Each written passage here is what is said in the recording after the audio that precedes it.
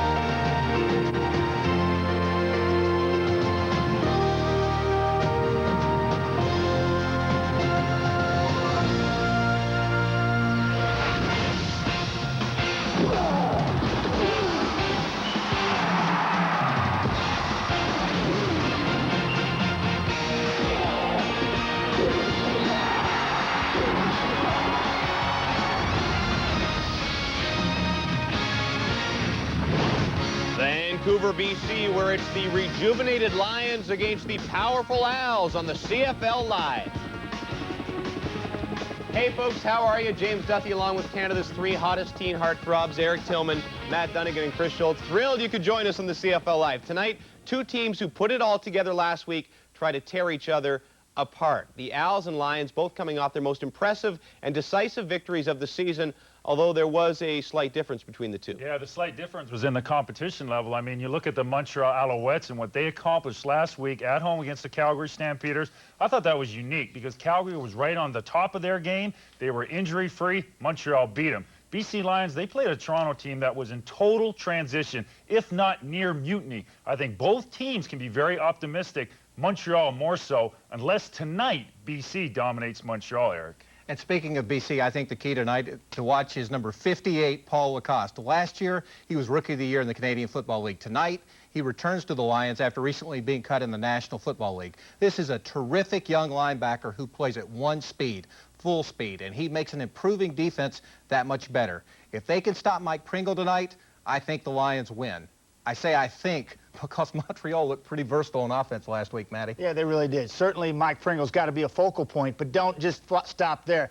Their offensive weapons on the outside are fantastic for Anthony Cavale to work with. You add Jock Climbing in the mix, makes him even more explosive. On the defensive side of the ball, Stephon Reed is back in the lineup, and Lester Smith, their free safety, who's an all-pro, he's back in there, bolsters them defensively. Big question they have to answer, can they win on the road? Yes, they beat Calgary, competitive football team last week, but can they do it on the road? Matt is always our starting quarterback. Time to introduce you to your starting quarterbacks, brought to you by Robbins Donuts. Still rocking after all these years. They are two of the best in the CFL. Anthony Calvillo, the second highest rated passer in the CFL this year. Damon Allen, the second leading passer of all time in the CFL.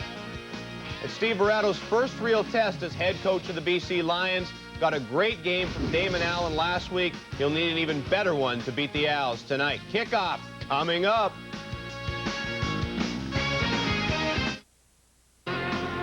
These Montreal Alouettes can run. Return specialist Winston October is like the wind. Running back Mike Pringle like a locomotive. Stop these two, and you have a chance. That is the challenge for last year's Rookie of the Year, Paul Lacoste, and the rest of this BCD. Football is a team game made up of many one-on-one matchups. Win the individual battles, win the war. It's a huge sports weekend in Vancouver. Great golfers are here for the Air Canada Championship. Great drivers for the Molson Indy. And tonight, the kickoff to the Labor Day football weekend of the CFL as the Lions host the Alouettes. Charlie Taft's team is coming off the biggest win of the year for them, a blowout versus the previously unbeaten Stampeders. His challenge tonight is to keep his team playing at that same level of intensity. And so far, it's been perfect for Steve Barato's return to Canadian football last Thursday, a resounding win over the Argos in his first game as head coach of the Lions. Tonight, the Alouettes will provide a much stiffer competition for Barato's second game behind the Lions bench. Presentation to Damon Allen just seconds ago. All-time completions leader. Canadian Football League history set this year. He's presented with that ball just prior to this game. It's the kickoff, which we're about to see. And Terry Baker will do the honors for the Alouettes here at BC Place. Jimmy the Jets and Chuck Levy are deep for the BC Lions, standing back inside the BC 10-yard line. Jet has to get a little something going tonight. Well, he's challenged too, because on the other side of the field, Winston October, the league's best returner both on kickoffs and punt returns, is ready for the challenge tonight. So Jimmy the Jet would love to have a big game. Slight delay as they get things organized here. There was something on the field down to our right, but we're ready to go now. Terry Baker and the Montreal Alouettes had a superb game against the Calgary Stampeders last week. Tonight they try and end a 2-game losing streak on the road. And here's the Jet in full flight to start it off for the BC Lions out across the 35. Damon Allen has won 2 in a row after 4 losses and faces a great defense from Montreal tonight. With Mike Adam and Alfred Jackson, Allen has 2 very gifted receivers, and with John Millington and Robert Drummond, 2 solid backs who can catch and run. Up front, 2-time All-Canadian Jamie Terrace anchors a huge offensive line for BC. Tonight's starting lineups for Midas, your auto service experts.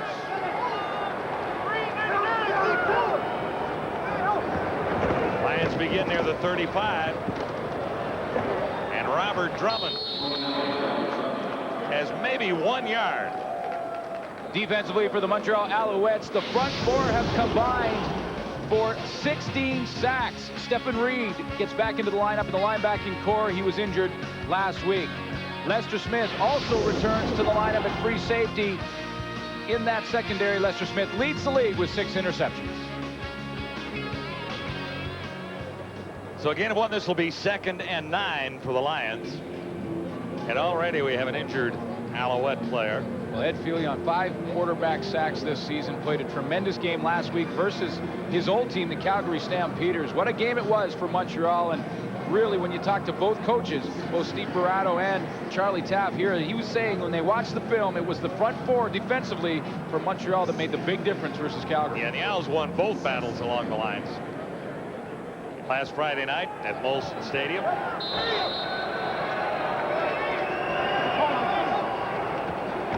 Allen from the shotgun. Here's the heat. Allen avoids the first wave and is stopped for a loss. First sack of the ball game. It's Charbonneau there. Steve Charbonneau, who's having a nice year for the Owls. That'll be his 4th sack if it's recorded as a sack, and he was behind the line of scrimmage. Steve Charbonneau will rotate into the lineup. I talked to Swift Birch before the game. He was telling me that it's really important for the ends to keep contain on Damon Allen. He still has a great ability to run with the football and take off and break contain. If the ends can make him step up, it will give the inside guys a chance. And Steve Charbonneau comes up with a big tackle. 3rd down, and Lou Pasaglia in for his first punt of the night. Some confusion for the Lions. They were a man short, but have another man out there now. Pasaglia drops back inside his 20. And will try and keep this as far away from Winston October as he can. October got a chance to play it, but no room to his right. So not much of a return. It's only 5 yards. Anthony Calvillo was super sharp last week in Montreal's convincing win over Calgary. Calvillo welcomes back Jock Clammy. Rookie Kevin Alexander had 2 touchdowns in his first CFL start. As always, Mike Pringle will get a lot of work. And up front, first-year starter Brian Chu has been terrific at center for the Owls since game 1.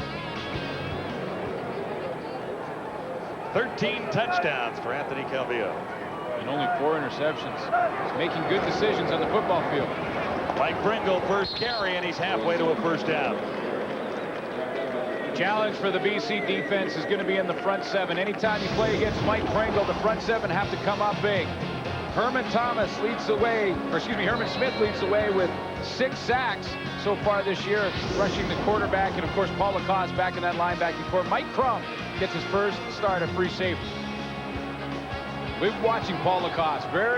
He was looking forward to playing against Mike Pringle in his first game back. Yeah, he wanted to get into this one. Wanted to play as soon as he could because Pringle was in the lineup. And Pringle got one hand on that bring it in. And it was Lacoste over there. He's the guy who had to cover him.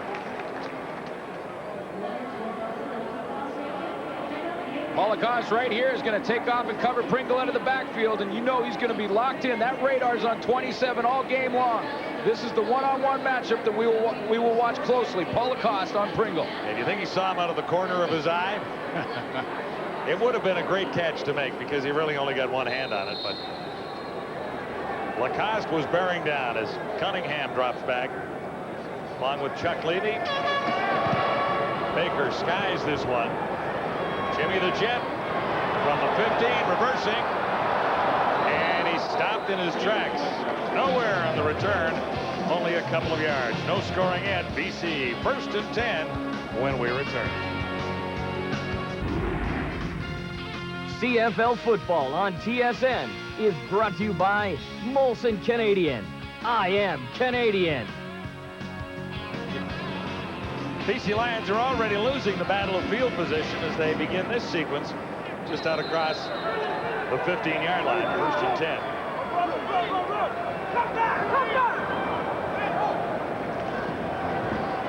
Allen shotgun. Millington couldn't hang on, and that was catchable. Well, John, that field position battle will be important, as will these three things. First of all, for the Montreal Alouettes to win this game, I really believe they have to get Damon Allen into a 2nd and long situation. They're a big play defense, 15 interceptions, 24 sacks. They can make you force mistakes if you get them in 2nd and long. BC has to hunt for Mr. October. They have to get after him. Winston October, most exciting punt returner in the game, and overall, higher, higher, higher. Which team is going to keep that intensity level? They're both coming off big wins. The Alouettes have already forced BC into 2nd and long here. Allen has the jet, and that'll be a huge first down for the BC Lions out across the 45. Great read, John, by Damon Allen to recognize the blitz was coming and get rid of the football in a hurry. When he saw the Montreal Alouettes all up on the line of scrimmage, they're going to come off the edge and send some pressure. See Stephen Reed right in the middle of the screen. He's coming. Damon Allen recognizes it and goes right to Jimmy the Jet, gets rid of the football before the pressure gets there, and once again, the ball is right on the money. Yeah, it was a nice throw. You know, last week in Toronto, Damon Allen looked as good as I've ever seen him throwing the football. He missed 7 passes last week. I swear 5 of them were dropped. Big 31-yard gain for the Lions. Robert Drummond still going. Should have been dragged down about 4 yards before that. Would give Drummond 9 anyway, and he's very close to 10. No secret what the BC Lions and the Montreal Alouettes want to do offensively, and that's pound the football. When you have big power backs like Drummond and Sean Millington, and of course Mike Pringle on the other sideline, you got to give them the football and try and wear down the defenses. Sylvester Miller finally made the tackle on Drummond, but he ran over one Alouette and passed another couple in there. So this is 2nd down, less than a yard to go. And the 2nd and inches. Lions got a lot of that field position you were talking about right back. By the big 31-yard play by Jimmy the Jet. Drummond again, and he's running well tonight. Number 29 has 6 more. You wonder about the intensity level of the Montreal Alouettes. Not only did they have to travel across the country to get to here to this football game, they're coming off the biggest win of the season for them against the Calgary Stampeders, a team that were unbeaten going into last week's game. They were at such a high level of intensity. Can they keep it up in this game tonight? And 11 members of this Alouette team spent some time or grew up in British Columbia, so they're going to stay behind tomorrow. So you might think that they might even be thinking it's holiday time already before this game gets underway. They better not. But you're right. They got 3 days off. Millington this time, and he'll come up a little shy of the first down.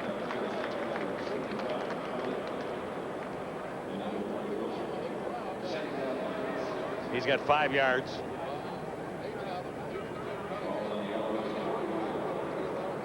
A lot of talk last week that Damon Allen, when Steve Barato took over, was given control of the offense and allowed to call a lot of his own plays. Well, in reality, he does have control. But Doug Nussmeier, the backup quarterback, will signal a lot of plays coming from Joe Palpo upstairs. 2nd and 5, Allen near sideline. Great Nice catch. catch. And he stays in bounds. That's Mike Adams. Well, David Sanchez couldn't have covered him any better. Mike Adams ran the out cut to the sideline. Sanchez was all over him. Guy who grew up here in Vancouver and went to high school in the lower mainland here, went to Oregon when he went to college, but a Vancouver product, and has been playing very well in the corner for Montreal this season and had perfect coverage, but Mike Adams just fought him for the football and won the fight. Also kept his feet in. Got both feet in. And a very nifty move after making the catch. Critical that the Lions score early in this game. Here's Allen in trouble and down for the second time. 2 sacks for the Alouettes, who got to Dave Dickinson 5 times last Friday night. Stephon Reed back in the lineup. Last week he was out injured, missed the game. He's back in the line, wanted to play in this one for sure against the BC Lions. Of course, he grew up in Kamloops, British Columbia, and I'm sure there's a whole bunch of people in Kamloops watching this game and watching their hometown hero, Stephon Reed, make a big play on Damon Allen. Yeah, he's a solid player. Oh, really is. It is a wonderful luxury the Alouettes have with Wilshire, Reed, and Sheldon Benoit all playing as non-imports in the linebacking corps. Allen, second on a whole bunch. Almost back to the original line of scrimmage.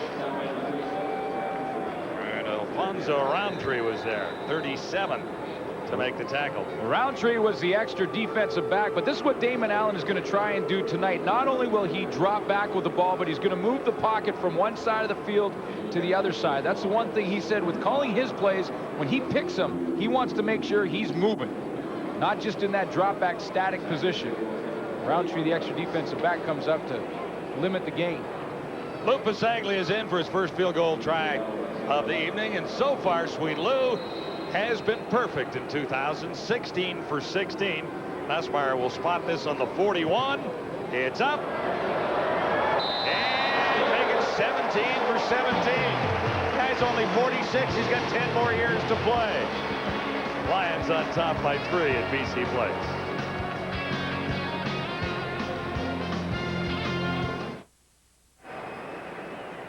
Nice drive by the BC Lions. That's 3, and we're ready for the Lions kickoff.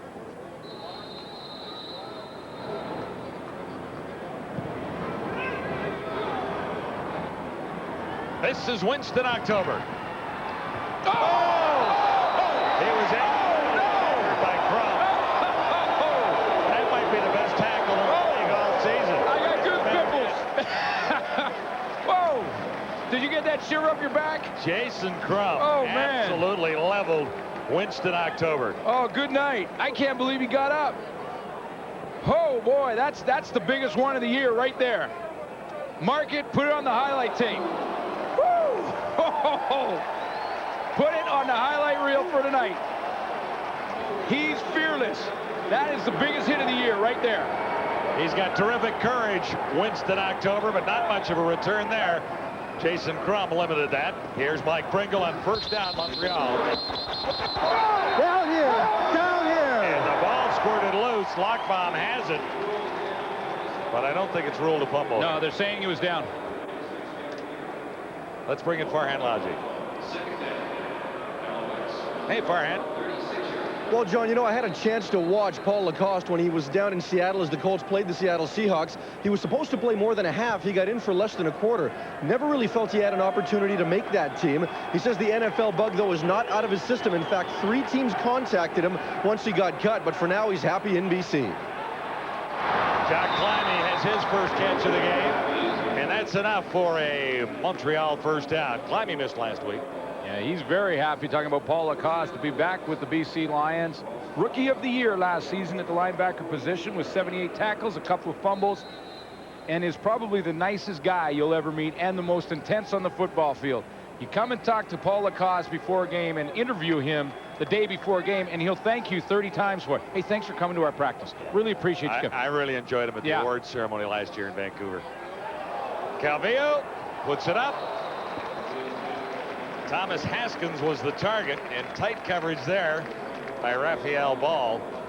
Calvillo felt a bit of a sting here.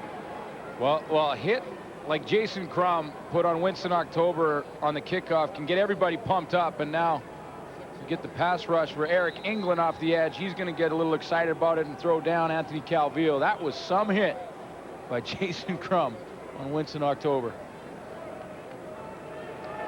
Shook him right into November. He'll change his name. 2nd and 10 Alouettes. Lions have a 3-point lead. Calvillo stands in. Haskins has the first down. And yards after that, he's all the way down to the BC 40. Nice catch and a nice run after it.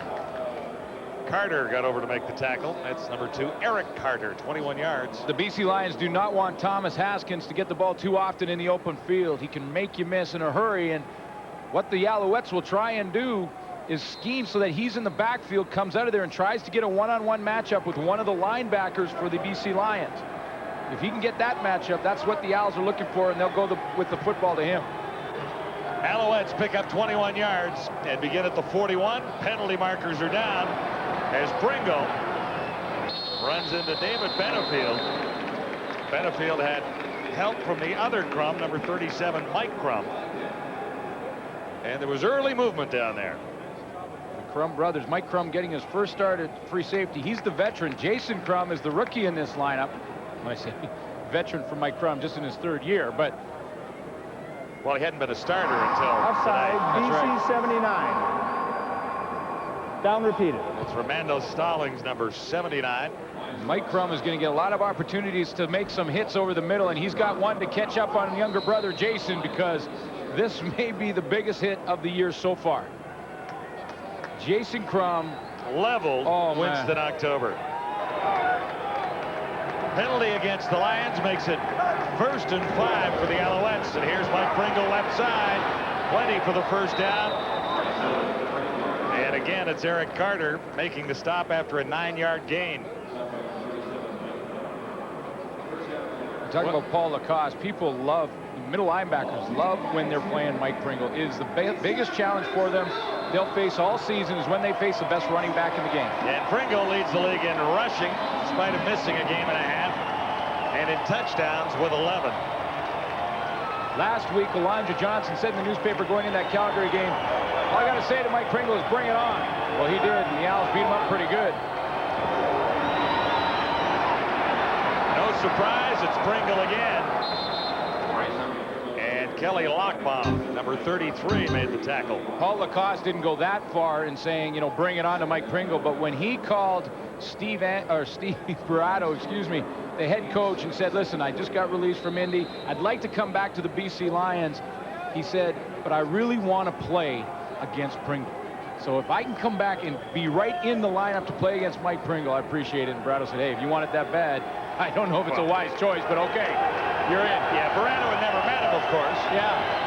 But his reputation is solid. Here's Pringle again.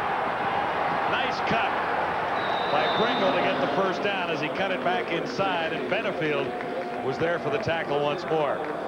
Super drive for the Alouettes. Well, Lacoste was flying to the football, wanted to get to Pringle on the play, but he couldn't because he had to make sure that Pringle turned back inside. Pierre Virchevaux was working on Lacoste, so Lacoste had to get way to the outside. He wanted to tackle, but couldn't on that play. He had to take care of his responsibility first. So another Alouette first down. Calvillo looks to the end zone. He's got Climbing for the touchdown. John Climbing found a little opening, and the Alouettes complete the drive in the BC Lion end zone. Here is the danger, John, of linebackers getting too focused on the running back. Watch Kelly Lockbaum and Paul Lacoste look at the running game and Mike Pringle. See how they'll step up. Watch this. See, they step up. See, look, Lockbaum steps up. Now, what has happened is Jacques Climbing has got in behind him, layered him in behind, and that's how he comes up with the touchdown. If you're too fixated on the running back, you can get that play action in behind you. Climbing's third touchdown of the season. And the Alouettes have taken the lead. Montreal looked hot last week, and a great start here in BC tonight.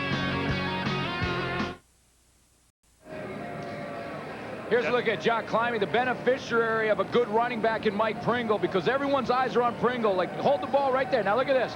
Here's David Benefield and Bo Lewis, both looking in the backfield. That's where their eyes are. They're in the backfield. Climby gets in behind them because they're looking at Pringle. And look how open he is. 3 and 4 steps in the end zone before Mike Crum can get over there and put the hit on him. Ready to return for BC. It's Jimmy the Jet Cunningham. Good hit of steam. He's tracked down by Tracy Gravely. 25 on the return, and the Lions will try and respond. There was a penalty marker down. Nice drive by the Alouettes. 9 plays, 78 yards. Climby capped it off. Yeah, Thomas Haskins made the big play in the open field. The busted coverage by the Lions. Picked up 21 yards. First down, BC. A couple of Pringle plays, and then Climby takes advantage. Everyone on that Lion defense focusing on Pringle for the 14-yard touchdown catch.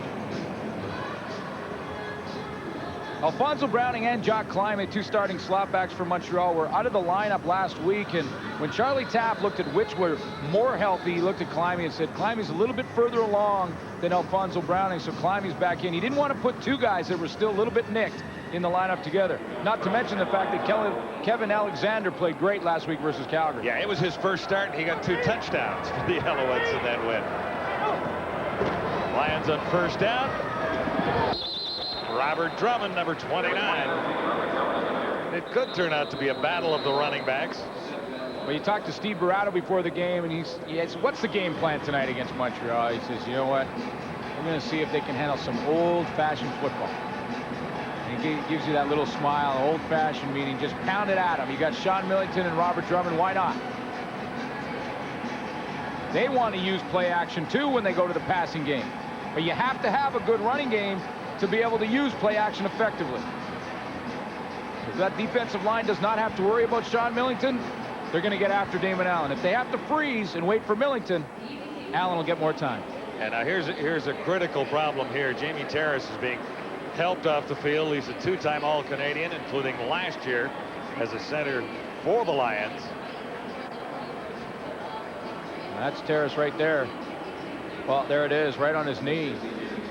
It's a leg whip from Stephen Reed on that left knee. He moved into center. Scott Hendrickson started the year at center. How do they make him jump like that when he's going off the field? They're hoisting him up because they don't want to put any pressure on that bad knee. Game was 6 for Drummond at 2nd and 4. From the shotgun, and there's absolutely nowhere to go that time. So the Lions will be kicking it away as Drummond was surrounded before he got moving in a forward direction. The play was designed to try and fool the defensive line for the Montreal Alouettes, and it really didn't fool them. The whole offensive line for BC set up like it was pass protection. And what they're hoping is that the Alouettes will take off the ball and get upfield. And then you hit a seam and you got a big gain. But the Alouettes didn't do it. They held their ground, contained their gaps, took their responsibilities, and forced the Lions to punt. Lou Pasaglia is worried about Winston October. There's no question about that. His first punt didn't travel all that far as he was trying to keep it away. And Pasaglia is in trouble. He got the pass away, and Crum couldn't make the catch. So now the turnover goes in favor of Montreal as Pasaglia felt the pressure coming. Looked for Mike Crum, and Crum was a little off guard, or at least he was not expecting this. That's where the pressure comes from, off the corner. If Louis Pasaglia tries to punt it, he gets it blocked. Now, Crum does not have first down yardage when that ball hits him in the hands. He gets hit by Baron Miles. That's the incompletion, but Louis Pasaglia was looking at getting down right there about 2 yards out of his own end zone. So he throws it away and saves about 15 yards of real estate. Again, that was not a design fake by Louis Pasaglia. That's what you call a force fake. Well, and look where the Alouettes are set up with a chance to hit the end zone again. With 1:30 to go in the opening quarter. Montreal at the Lions 23. Calvillo engineered a great drive last time. Pringle was a big part of it. And not this time for Mike Pringle. Oh, Herman Smith. Herman Smith made the play. Number 91, Herman Smith, 6 sacks on the season. really been the best, most consistent lineman. See how he stands up his block, works off it to Pringle, and gets in Pringle's feet, and then it's all over. He has been the most consistent defensive lineman for this entire season and the second half of last season. He's having an all-star start, there's no doubt about that. Pringle lost a yard. This is 2nd and 11. Critical play for the BC defense.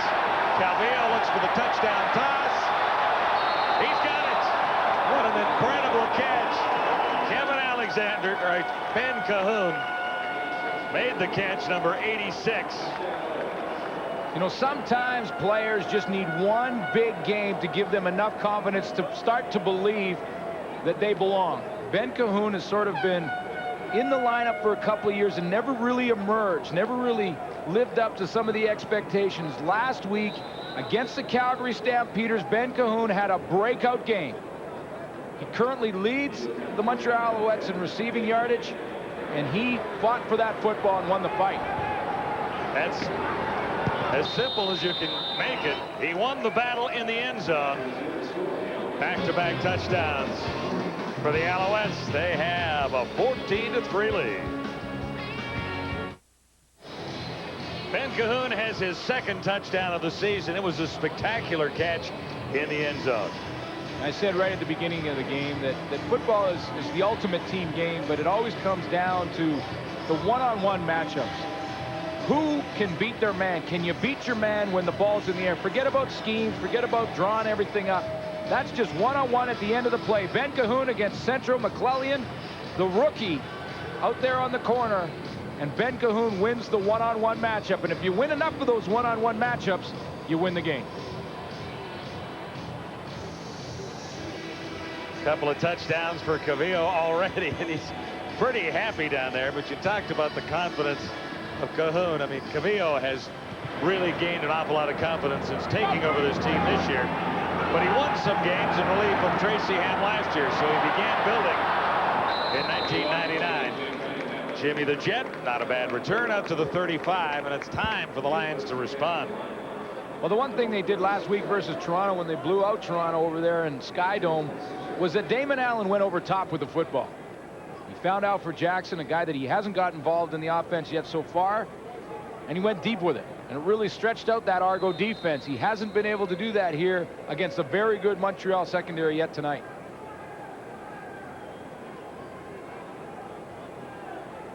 Damon Allen needs a drive here. Dying seconds of the opening quarter. The Lions are already down by 11. Shotgun for Allen. He has Robert Drummond, and Drummond has had a great start to this game. Tough to bring down. Took about 4 Alouettes to finally throw him to the ground. Sheldon Benoit was leading the tacklers there. That's the end of quarter number 1. 1st and 10 BC when we return.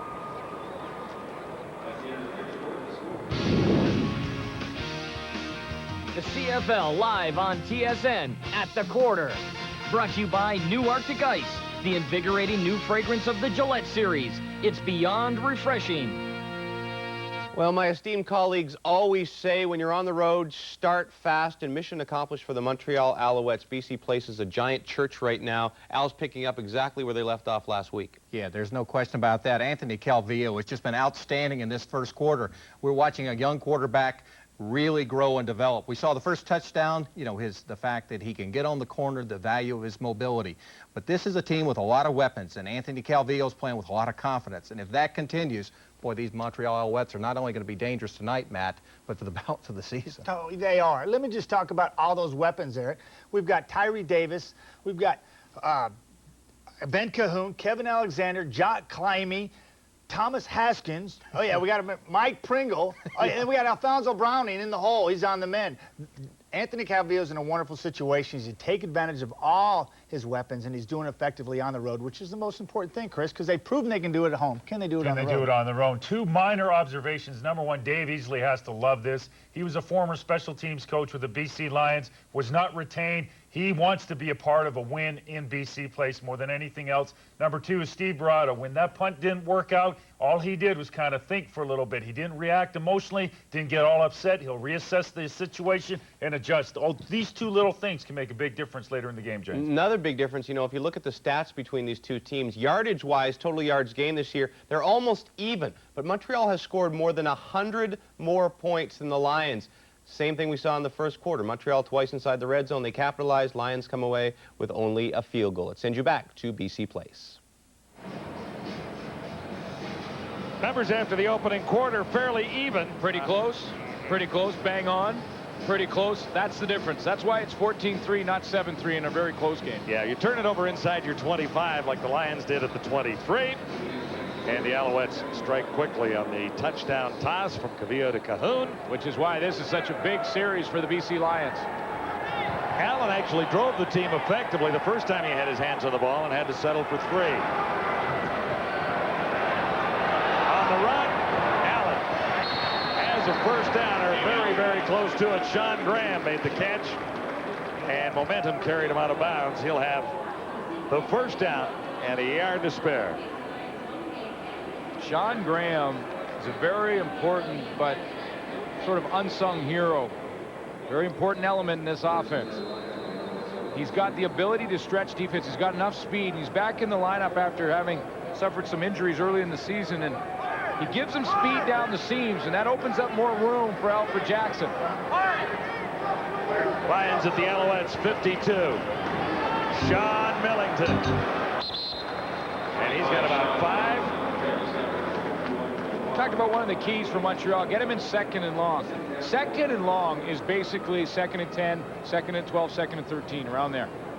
If you're in second and 5 and you got Millington running well or Drummond running well, it puts you in a bind defensively. So Charlie Taft's now looking at second and 5. The Lions can run draws, they can run the football, they can throw a quick passing game, or they can go deep with it. Well, they can give it to Millington. He averages 6.7 yards a carry. Well, there you go. Well, if you do that every play, you're getting a first down every 2 plays, right? That's on average, of course. And there was a flag after that. Mike Adams was the intended receiver, and I'm not even sure he saw the ball coming. Well, Davis Sanchez can't believe it because he's going to get called on interference, and I'm not sure that that ball was even close to being catchable. And that's why he's a little bit confused as to why the flag's on the ground. Now, they may call forward pass interference. Montreal number 2. First down. Well, they got Davis Sanchez. Well, there's no question he had his hands on Mike Adams' waist. But that ball looked like it sailed on Damon Allen, was well over Mike Adams' head. In fact, he didn't really even try to see it way out in front of him, and the grab came after the ball bounced. Now, unless Mike Adams made the argument that I could have dove for that football, maybe got my hands on it, but Davis Sanchez was holding me down from diving. Either way, he sold the official. First down for the Lions. Uh-oh. Little shovel pass. This play may work. Millington with a head of steam. And he drags one Alouette inside the 20. Hey, Sean Millington. 19 yards, and that was a desperate move by Damon Allen. Sean Millington out of the backfield. I mean, first of all, I don't know how Damon Allen got rid of this because he was caught in the backfield. Sylvester Miller was back there, and look at Kelly Wilshire, the linebacker, had him. Another here he comes. That's the diesel. Here he comes. Lester Smith's going, oh my goodness, bang! Oh man. Okay, I'm the nail on this one. I'll have to get up. I'd rather be the hammer. 19 yards the game. The Lion drive continues. Drummond is trapped and smothered. Miller was there along with Swift Birch. There's a pile of Alouettes in the center of that. John, the Lions get down to this point in the field simply because on first down they got some production. Now, this is the first time in this series that Montreal held Drummond. Now they're facing second and long. This is what Montreal wants. They can change things up, send some more pressure. Puts the pressure now on the offense to convert. Lions are looking at second and 9. Huge play from the Alouettes 17. Allen stands in, far side, Don Blair, and he'll have the first down. Damon Allen. Reed made the tackle. Damon Allen wanted to go to Alfred Jackson because in the last couple of games, Jackson's been the go-to guy in second and long. Jackson's going to try and run the corner pattern. Look what he's facing, though. Montreal knows where Damon wants to go. We'll put 2 guys on him. 1, 2. Make sure he's covered. Make him beat us with somebody else. Well, they do. They go to Don Blair. And Blair was there for an 11-yard gain. First and goal to go. The Lions are at the Alouettes 6, looking for their first touchdown. Sean Millington has it. Sean Millington, 4th rushing touchdown of the year. We said it was a big series for Steve Barato's offense, and they give him what he needed.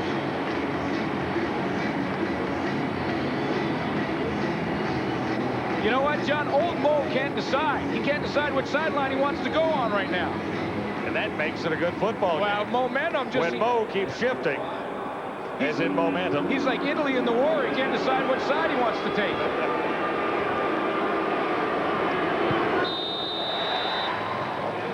Pasaglia, perfect in conference as well. Sean Millington barrels his way to the end zone, and the Lions are right back within 4. This half of the CFL Live on TSN is brought to you by your local Ford dealer. The Simply the Best Clear Out event is on now. Back at the stadium at BC Place, the Lions have scored. It's a 4-point ball game. Alouettes with back-to-back touchdowns. The Lions have responded. And it's up to Thomas Haskins on this return. Haskins still going. Shook off one tackler completely. And he grabs another 6. He's right into the bench. Chuck Levy pushed him out after a 27-yard return. Pretty good blocks at the line of scrimmage. What Scott Hendrickson on Ed Fillion and Sheldon Benoit, Dan Payne. I want to watch these guys now. When Sheldon Benoit goes to fill the hole, Payne smothers him. Fillion, look at that. Tried to trip Millington in the hole with his left leg. Millington said, now you're going to have to bring more than your left leg if you want to stop me. He ran right through that leg into the end zone. 2 good blocks at the point of attack. One by Scott Hendrickson and one by Dan Payne. And Millington is in Pater. Another good return gives the Alouettes a great place to begin from the 45 after a 27-yard return by Haskins. Calvillo playing with all kinds of confidence. Looked like he had someone there, but Tyree Davis slowed up a little bit. Tyree Davis didn't want any part of that. No, there were 2 BC Lions in the area. One of the Crum boys was there. You know, that was Jason Crum earlier in the game with the big hit. C-37, Mike Crum coming across. Tyree Davis said, whoa, hang on, let me get out of this. I don't want to. Sometimes just your presence is all that's needed. Be around the area if you're a free safety. Just let them know you're there. Sometimes it's enough. Second and long for the Alouettes. Calvillo has room to roam far side. He'll get the first down. Nice angle taken by Anthony Calvillo, and he picks up 11. You know, it's such a team game, John. David Benefield comes off the edge from one side of the field, and if the Lions on the opposite side do their job and keep contained, Benefield's got the sack. Watch Benefield come underneath Morgan. He's got the clean rush. If there's any kind of containment to the front side, Calvillo has to stop, and Benefield hits him right in the back. No containment. Calvillo breaks it, takes advantage of the mistake, and comes up with a first down. Nicely across midfield. Into BC territory now. Mike Pringle. And he's good for 5 a time, usually.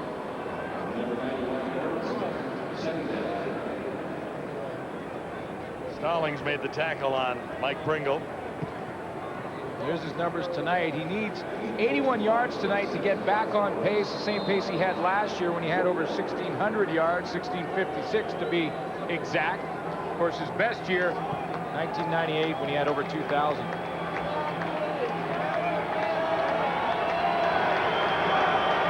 Gain is 4 to This will be 2nd and 6.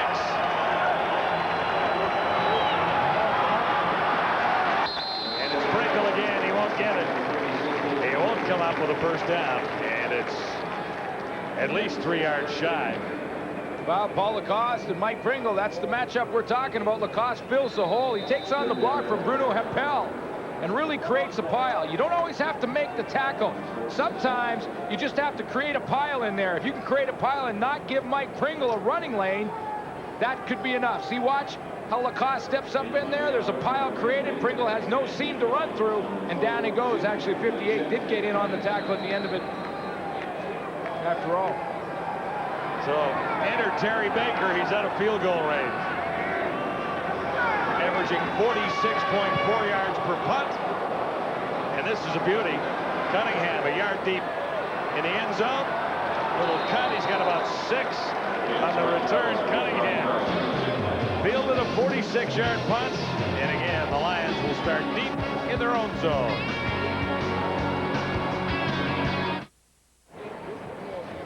Back at BC Place, the Alouettes leading the BC Lions, and you'd better hurry if you want to get tickets to the Alouettes' next home game against the Tiger Cats, which is huge. Oh, yeah. September 10th, there's the number to call. We were there last week, and it was a full house and a great place to be. Lions' next home game against the Eskimos on Saturday, September 16th. That's a big one. Wow, after Labor Day, they're all huge, aren't they? Well, they are. They become more important, but those are two matchups that both teams are struggling for second place in Edmonton and BC, and of course Hamilton, Montreal fighting for first in the East.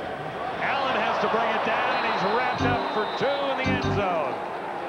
Swift Birch, a veteran leader up front for the Montreal Alouettes, wrapped up. Damon Allen. And he's a captain, so he'll go over and talk to the officials about their choices. They'll take the 2 points, and then they'll get the football back. And that's Swift Birch saying, okay, so we got 2. That's because I sacked him. Now we get the ball as well. Huge play by Swift Birch. And it's not easy for Birch. He has got the responsibility to not only contain Damon Allen, he's got to contain him, but he's also got to try and bring him down. It's a controlled rush. Chris Perez tried to cut him. He jumped over that, and then he's one-on-one with Damon Allen, which is not easy. And Swift Birch attacks him square up and pulls him down. Swift Birch has never really got the admiration that he's deserved over the last few years. He's always played opposite of Alfred Payton. And Alfred Payton was always leading the team and leading the league in sacks. Swift Birch never really got a lot of puff. But he is this year, and he deserves it. He averages close to 8 sacks a season. And he's got 6 this season now. Plus 2 points for the Alouettes, forcing the Lions to kick off after the safety. Winston October hasn't broken loose yet tonight, and he won on this return either. Jason Kralt, number 99, grabbed him. Well, he is probably still trying to shake off the cobwebs after that Jason Crum hit early in the game, and that has a hit like that has a way of sort of slowing you down a little bit. But what a year Winston October has had. 668 yards. Obviously, if you project that over the rest of the season, when we're just in the halfway point game right now, he's looking at 1,200 yards in returns. Every time he touches the football on punt return so far this year, he gets a first down and a half. Yeah, he's a nice young man, too. Great guy to talk to, Winston October. First and 10. Alouettes have the ball right back, beginning at the 32. Calvillo has been hot, and he missed there, looking for Thomas Haskins.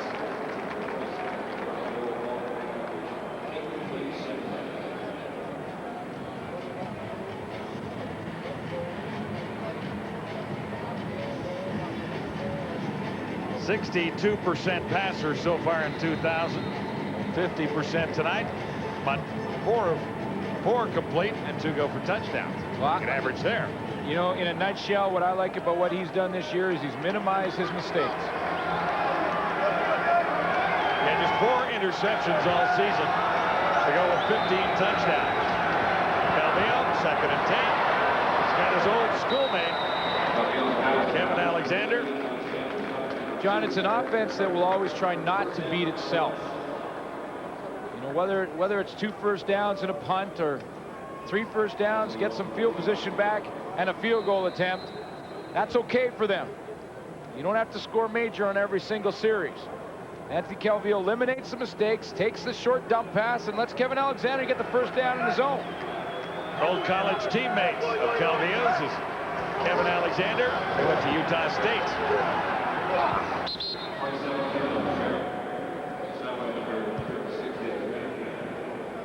And Pringle has been a busy ball carrier tonight. Another 4 there. Mike Pringle.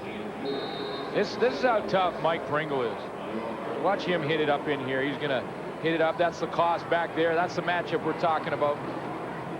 Mike Pringle, this is how tough he is. You know, 2-a-days is the worst part of every football player's season. They have to just get through it. Pringle starts 2-a-days a month before they actually start. First sack by the Lions as they get through and grab Calvillo. Romando Stallings got through, number 79. That's his 3rd of the year. 3rd start for Romando Stallings and 3rd sack. He's averaging a sack a game. Illegal procedure. Montreal 59. That's declined. It's 3rd down. Yeah, that play was dead anyway. So he's a huge presence in the middle. Working that time on Scott Fleury, and Fleury does not know what hit him on the play. He just gets out-muscled. Watch Scott Fleury here get out-muscled to the football. Look at this. Good reach. Just puts his hands on his chest and pushes him back into the backfield. Takes Calvillo. Chance for the Lions to regain a little field possession here. And a bad kick by Baker will have no return, but BC will take it at the 40-yard line after a 28-yarder by Baker. It's Montreal by 6 on the CFL Live from BC. Could be Iverwin Stadium. Now that's a mascot. But it's BC Place, and they found a tiger to impersonate a lion here. Let's bring in Farhan Louser. Thanks, John. I just had a chance to talk to Lions center Jamie Terrace, who injured his knee earlier in the first quarter. Now, it's a reoccurrence of an injury he suffered in his left knee about 2 seasons ago, a medial collateral ligament. Put the brace back on, had hoped to play again, but right now it's giving him too much problems. He's going to try it again at halftime to get it re-examined. Hopefully he'll play again in the second half. First down, complete to Millington. Far side, the gain is 13. Allen to Millington. They're saying, I think he was out of bounds. I guess it was all the Lions celebrating at the BC bench. Well, Steve Barato ran right to the official and signaled the catch. Yeah. He was trying to be the first guy over there. He couldn't gun him, though. No, he couldn't sell him because he was real close to the sideline. Here he is right over there to the right of your screen. Now watch, he's got the ball in his hands now. You need 1 foot. Where's that foot come in? No. Right on the white stripe. They got the right call. Far side, 2nd and 10 Lions. Allen.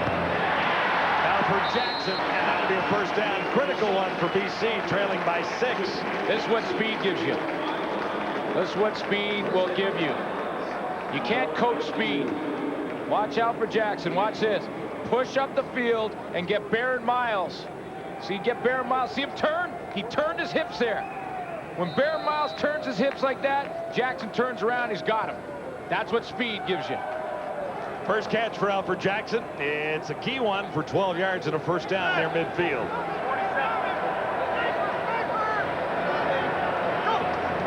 Allen shotgun. Here comes the charge. Wilshire's in the backfield. And Don Blair made the catch. I'm wondering about those orange gloves. Could that be a dress code violation?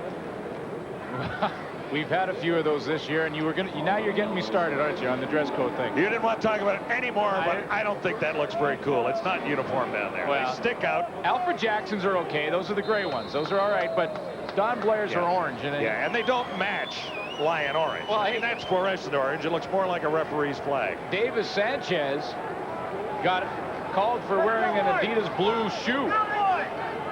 As opposed to black or white. Black or white. Acceptable. Yeah, so, maybe you got a point. 2nd and 5. Blair makes another catch. The gloves are working, even though they look ugly.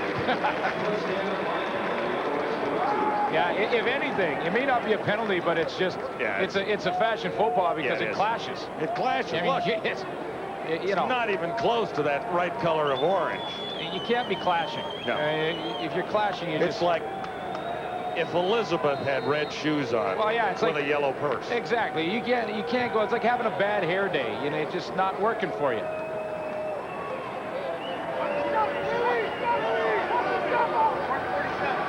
First down.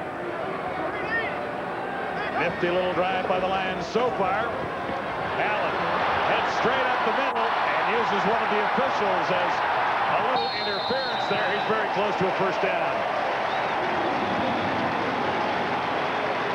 I talked to Damon Allen before every single game, and talking before this one, he said, you know, I got to tell you a story about my very first year in the Edmonton Eskimos. I went to training camp, and I got into camp. I weighed 155 pounds, and everyone looked at me and they said, hey, we hear Marcus Allen's brother is here with the team now. They looked over and they saw a 155-pound quarterback soaking wet standing in the training room. They went, he is going to get broken in half. Well, 16 years later, he's still running. Yeah, and he's still... You can't get a good hit on Damon Allen. No, he's very elusive. Picked up the first down there. Lost the ball here.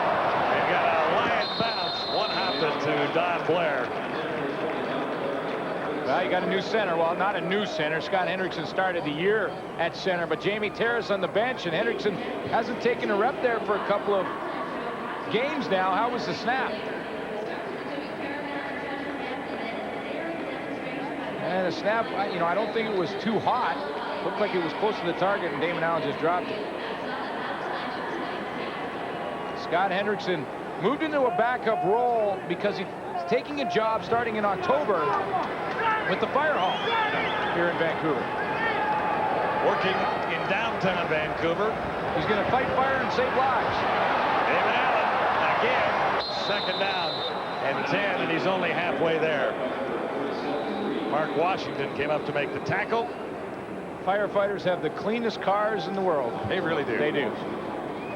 But, you know, when you go to the fire hall and you're the rookie, he's going to be the cook. He's back in the rookie status. He's got to cook for the whole crew in the fire hall, and it's the only job in the world you take a pillow to work. You got to have the fire hall, though. I mean, you know, when the fire does occur, you need them. Yeah. Lou Pasaglia, perfect this night, perfect this season so far. Good on 17 of 17. And this is the first miss. Oh.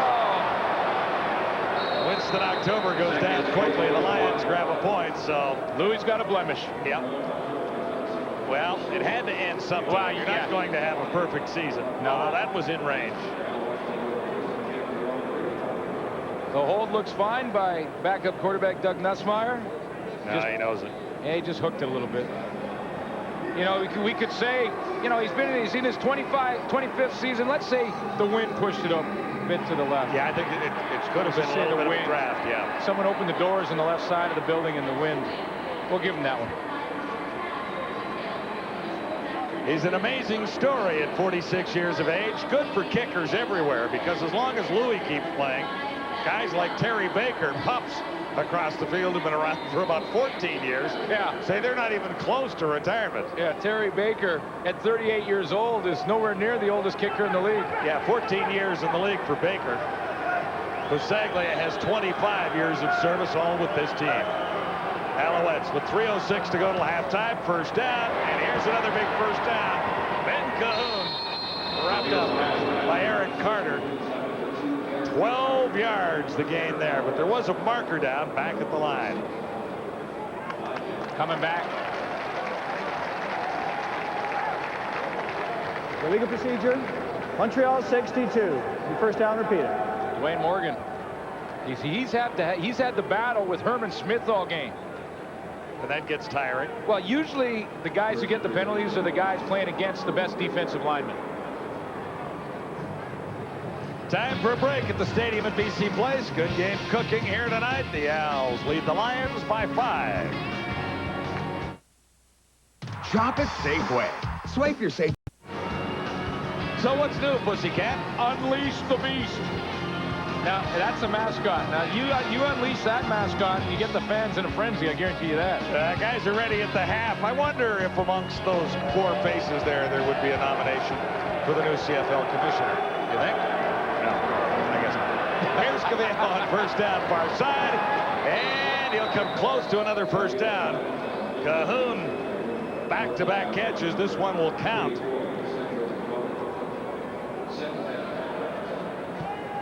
You know, when Jock Climby and Alfonso Browning were injured and were out, it gives the other guys a chance to step it up, and Ben Cahoon really has in the absence of those two. Now, of course, Jock Climby is back in the lineup tonight, but once you get in a bit of a rhythm as a quarterback, then it kind of continues even when your veterans return. Second down and a long 2 yards to go. I don't think they got it. That was maybe the biggest cheer I've heard from these fans in Vancouver, because when you can stop Mike Pringle on second and short, you're really doing something, and the fans here realize it, and they gave a huge cheer when Pringle was held short. This is not easy to stop 27. That's pretty much a given. Not this time, and they're going to have to punt the football.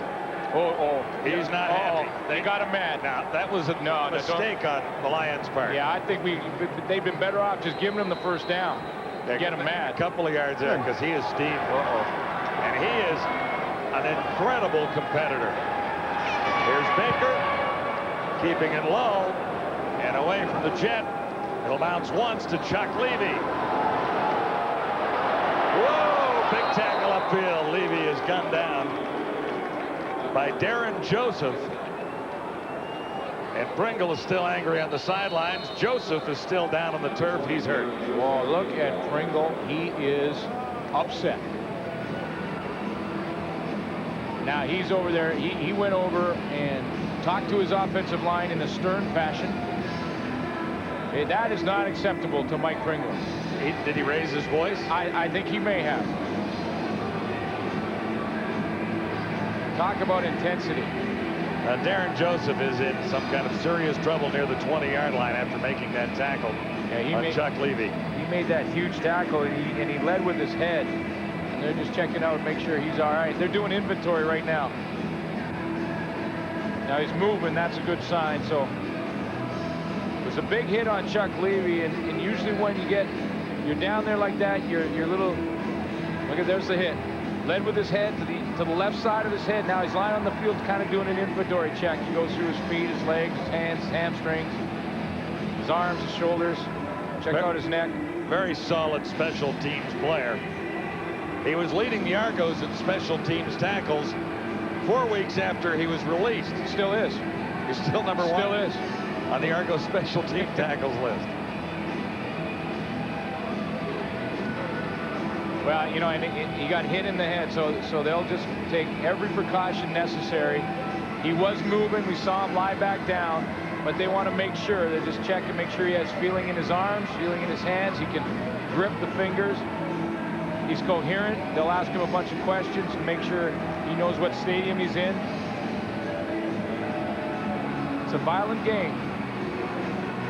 That's a good sign right there. He sits up. Moving his head around. Looks like he'll be okay. Yeah, he'll remember it, though, and he may not be back in this ball game. Maybe then again he will, although he looks a little woozy as he heads to the sidelines. You know, and you love that. Eric Carter, the corner, who's supposed to be off the field, was part of the play, and he was out there making sure that Darren Joseph, the so-called enemy, was okay, patted him on the head and said, all right. No one likes to see a guy go down like that. He looks okay. Darren Joseph over to the sidelines. Lions have a first down. 2:26 to go in the opening half. Close so far. The Lions would love to score on this drive. And that's Sean Millington. He has a touchdown already and 4 yards on that carry.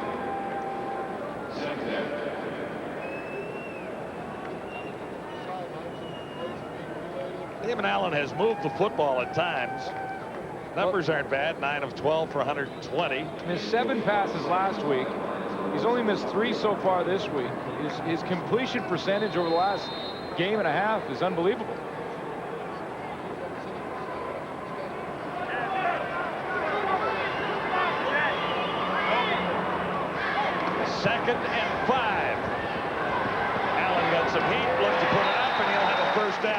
Nice catch by Sean Graham, number 88.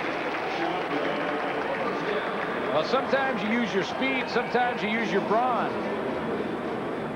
Sean Graham used his arms to push off of Mark Washington, and he got away with it.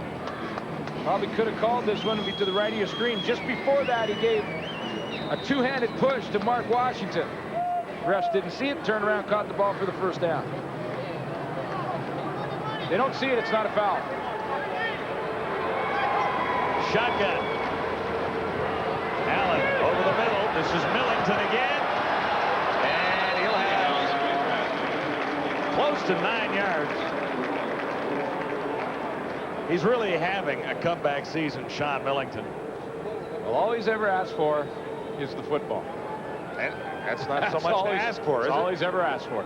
Just give me the football. He holds the Lions record for most yards rushing in a game, 212. That was back in '97.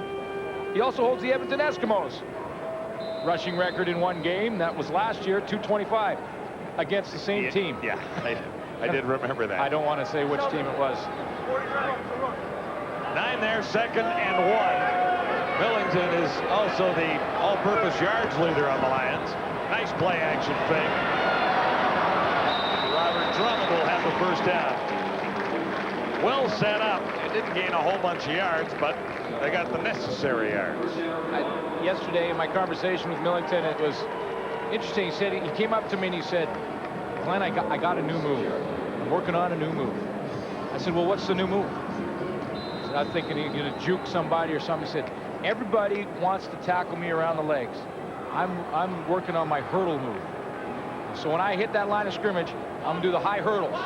If they go down low, I'll make them look silly. I'm right over top. That's right. You get power backs. Same thing against Pringle.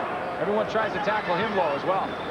Allen on first down, and he's wrapped up in the backfield. The Alouettes have been there 4 times to get to Damon Allen tonight. And it just collapsed on him that time. Kelly Wilshire is always the key for the Montreal defense. Where he lines up usually dictates what they're going to do. He's at the left of your screen. Can't see him right there. He's going to come on the blitz, come upfield, and then come under and have the speed to catch Damon Allen. If he's on the line of scrimmage, 9 times out of 10, he's coming. He's not on the line of scrimmage, so he's going to drop. 2nd and 12. No catch. But there's a penalty marker that goes down almost immediately. Mike Adams was the intended target, and he was hammered as the ball got there. Boy, was he ever. Both coaches said this was going to be a physical game, and so far it really has been. Steve Barano with a perfect record. Well, Steve Barano is upset. And Forward pass interference, BC 29. That penalty's declined. It's 3rd down. Well, that was on Drummond. That was away from the play. That was up the field. He was on Davis Sanchez, but Mike Adams, if you're gonna get hit anyway. You're gonna get hit anyway. You might as well try and hang on to that football. Here comes the hit, and it's pow. Oh, it's a Lester Smith. Couple of Smiths there. Lester and Irv. Winston October is deep for the Alouettes.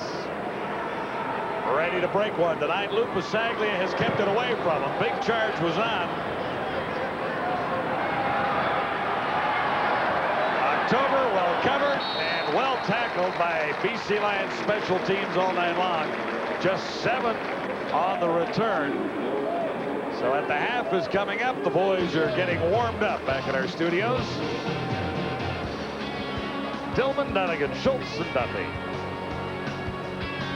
Not much to talk about in football this week.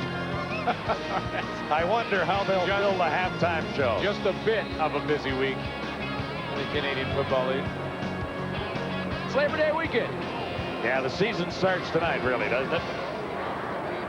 Passing the halfway point for the Lions and the Owls on the weekend.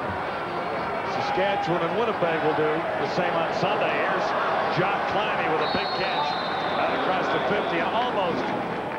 Or did he hang on here? Yep. Well, Some Calvillo, discussion down there, sorry. Calvillo, a first down away now to getting 3 more points on the board, at least an attempt at it. He's in that hurry-up offense. Call the plays on the line of scrimmage. Yeah, 29 seconds to go. 25-yard gain there. Al should get at least 3 out of this. Maybe more as Pringle made that catch. Well, with 20 seconds, they have time for maybe 3 more plays.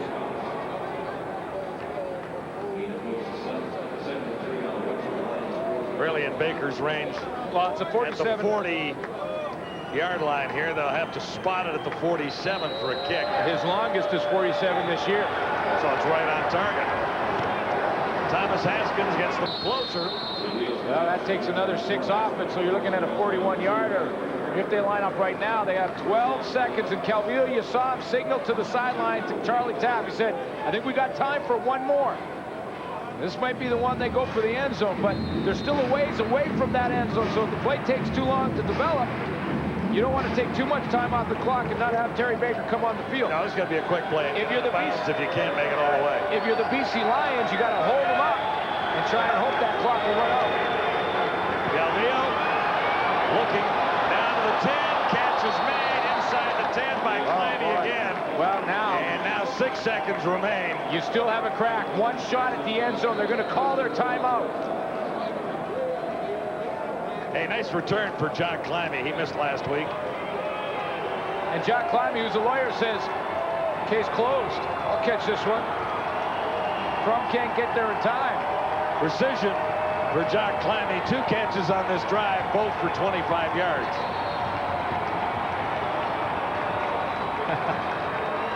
Good drive, but they're going to send on Terry Baker. Don't want to risk losing points here. Terry, this is a chip shot for Baker. Now, 6 seconds left. You could lose it. You could lose the time. And if the Lions, as you say, held them up or something like that. That's right. It's a sound decision by Charlie Tapp. Well, this is like a convert for Terry Baker from this distance at about the 16. He has never missed a convert in his last 800 or so in the CFL. He missed his very first convert, and he's made every one since, and he has a field goal there, but there's a marker down. So Baker missed his very first convert. And hasn't missed one since. And hasn't missed one 14 years later. Well, it's like when you're playing basketball, you get that first one. You got to make your first one before you actually start, right? So once he made it, then he got the streak going. Flag down. Illegal procedure. Montreal, no end. Repeat the down. So they'll make him kick it again. Well, the last play of the it's half. happened before this year with the field goal formation.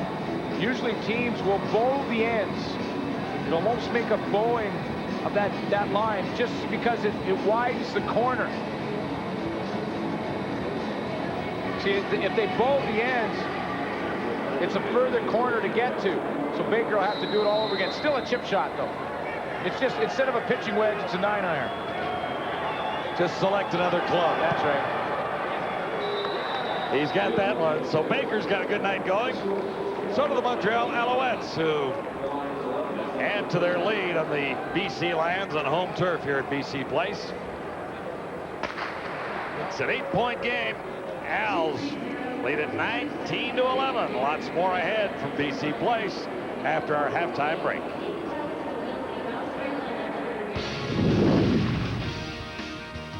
The CFL live on TSN at the half. Well, this is rivalry week in the CFL. You have your Battle of Alberta, your Battle of Ontario, your Battle of the Prairies, and these guys really just play each other because they're the only 2 left. It's the leftover bowl, but it will be a rivalry pretty soon if they keep hitting like that. Well, they are hitting really well, but I also think the quarterbacks are playing exceptional football. You see them sprinting in all directions, and you see them in the pocket throwing extremely well. There's an old saying, if you can keep a quarterback's feet clean so he can step into his passes, he's going to throw with a higher level of accuracy and a lot more velocity. Both of these quarterbacks right now are on top of their game, Matty. An old saying, keep quarterbacks' feet clean. Yeah. Man, you just made that up, Schultz. Hey, true, Chris, they are being able to step up and throw in the pocket because they've established a run game on both sides of the ball with Millington and Pringle. They've done an excellent job of establishing the line of scrimmage. All the weapons are being utilized offensively, but what we see is good defensive play. These are 2 solid teams that have been able to carry their momentum and intensity from last week's victories over in tonight's game. Matty, in the first half, I thought one of the biggest plays was turned in by a defensive lineman, Swift Birch. So often you hear coaches talk about the responsibility of a defensive lineman maintaining his feet, particularly when he has contained responsibility. Watch Swift Birch on this play. He does a great job of maintaining body control. The result is a safety. 2 points for Montreal in what's a very, very close football game. These 2 points could be the difference in winning or losing, James. I got to go back. Keeping a quarterback's feet clean. Because I saw Chris earlier shining Matt's shoes upstairs. Man. I thought that's what that meant. No, don't try that. All in the quarterback's contract. All right, we are at the break. Montreal leading British Columbia by a touchdown and a bit right now. That late field goal helping them out. They also got a couple of TDs early in this one from Ben Cahoon.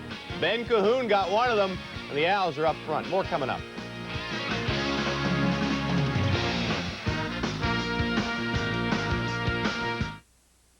So I finally get to... As mentioned, all the rivalries renewed this weekend in the CFL, Bombers and the Riders. We have that one on Sunday. Then CBC has both the Labor Day Classics, Argos and the Ticats, and of course, the Eskimos and Stampeders. And here's who the boys like. We've all jumped on the big Saskatchewan bandwagon big time. Hamilton, that's unanimous as well, sorry Pinball. And we're split on the Battle of Alberta. And I should also note that I'm the only one who picked BC tonight. All you softies went with the easy favorite in Montreal. Oh, it's looking pretty good right now, so perhaps I should shut up. Now, I know you want to talk about these games. Okay, not perhaps. I will shut up. But not before. Let's talk about all three of these games, and I'll let you each pick one. I know you want to talk about the Battle of Alberta, and Dickinson's out in that one. Yeah, he is. And Troy Kopp's got to step up to the plate. And I think Wally Buono will have his troops rallied from last week's dismal performance in Montreal. His troops have taken upon themselves to get it together and meet the challenge of Edmonton coming down the road. Don Matthews, as offense is not on track, they got to get back on track like they were the previous 5 weeks up until last week's game.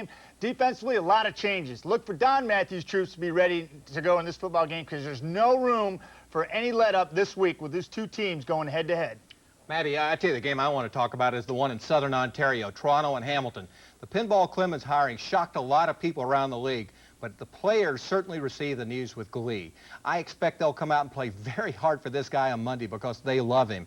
And trust me when I tell you, they despise John Heward. They truly did. In fact, this was the biggest celebration I've seen since they threw water on the Witch in the Wizard of Oz. I mean, they were glad to see this guy go. But I have learned in this league, do not ever, ever bet against the Hamilton Tiger Cats on Labor Day at home. And I think you got to go with Hamilton. Well, let me talk about the game in Regina because I think it's the only one left. The only one left, I know. Hey, that's the way I'm treated around here. You know what I mean? Let me talk about that game because I think it's going to be tough for Winnipeg to win in Regina. But if they go with that six-pack offense, I think they got a great shot because that has been the one offensive consistency that's been very productive. 387 yards passing against the Hamilton defense, 5 TDs, and 38 points. There comes a point in the season where you really have to figure out what works and go with it. And I think that six-pack offense for Winnipeg is the future, and the future is right now, James. All right. Won't be many, if any, tickets left in any of those cities, but you can give them a call anyway and look ahead to future games. Here are the numbers you need to know to get a ticket to a CFL game.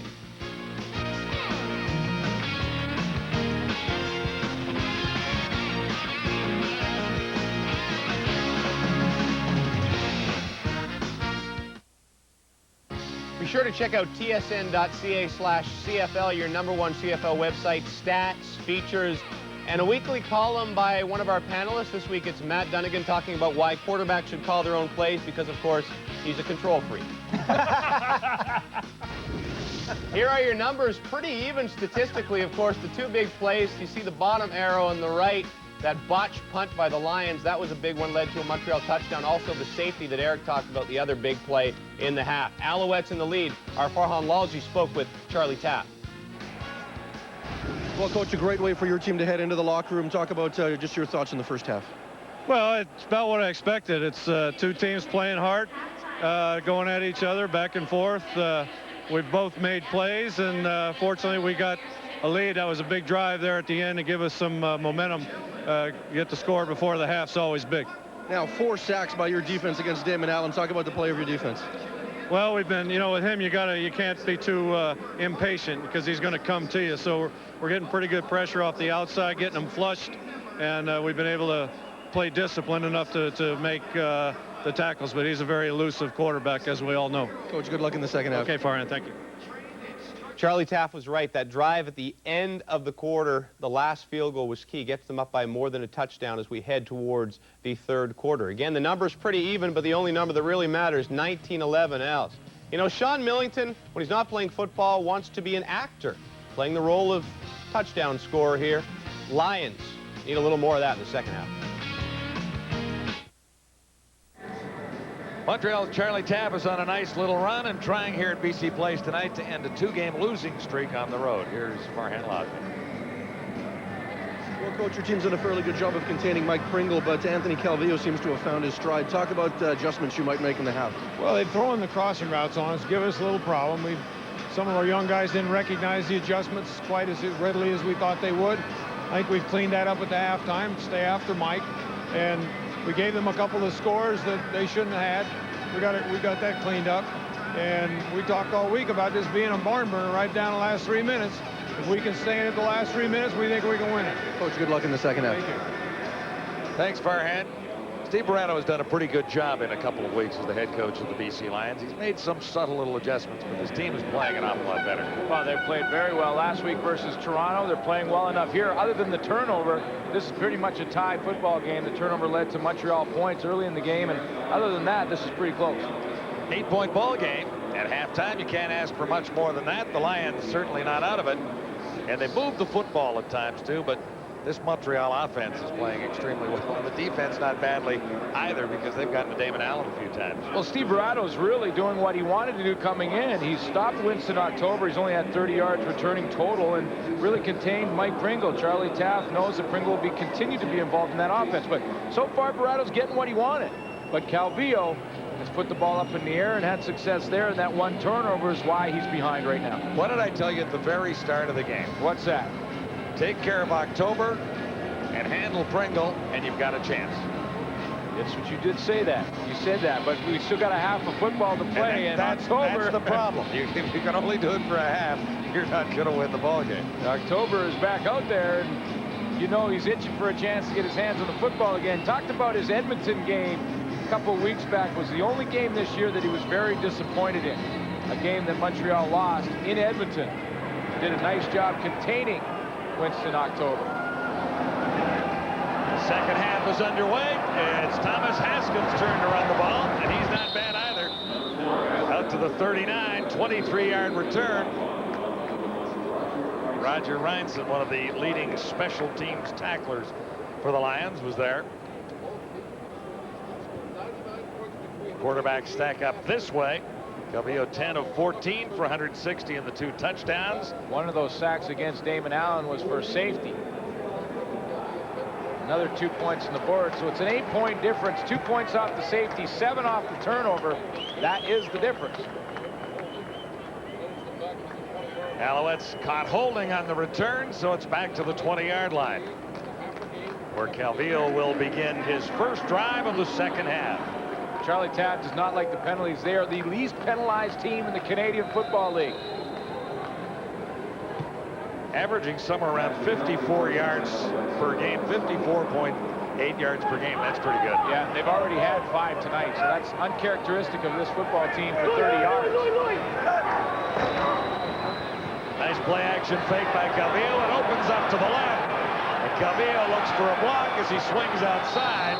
Couple of nice runs for Anthony, and that was right into the Air Canada side. More problems for Air Canada.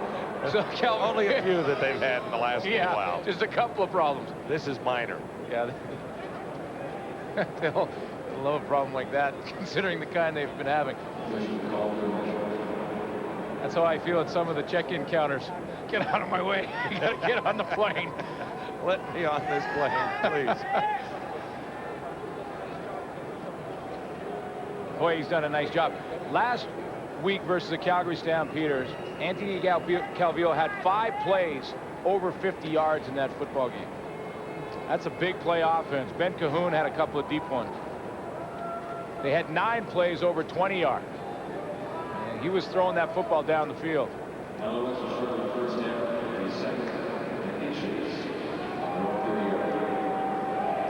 Stat story from the opening half. Montreal with an advantage of where they started on the field. Yeah, that's a first down advantage from average start. Then you look at the average gain on first down, they're getting 7, so that puts them in 2nd and 3. They're winning that battle. And then play selection pretty even for both teams. Balancing that pass and run, and when you got running backs like they have on both teams, that's what you're going to do. This will be 2nd and inches. And Calvillo himself, no markers down, so the Alouettes will get the first down.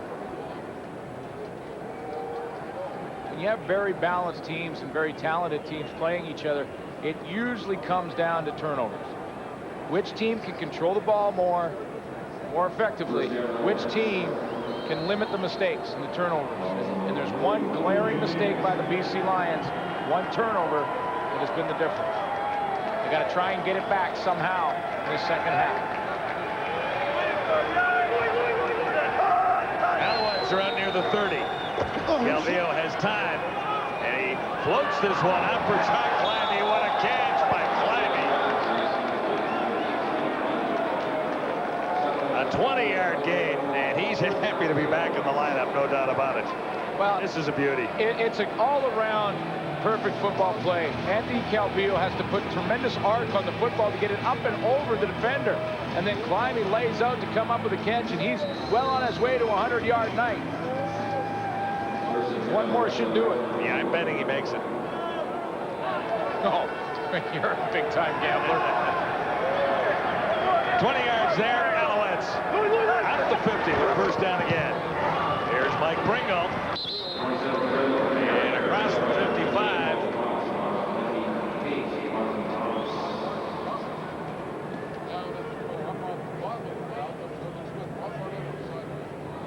You know, you look at the comparison there, 40 yards, just 21 for Millington, but he's got 6 less carries. You know, and I think his numbers are better than Mike Pringle's if he gets the football as much. Average might be slightly better. Millington has a 6-yard touchdown to his credit tonight. You can't get the football when you're on the bench. Calvillo stands in and delivers another to John Climby.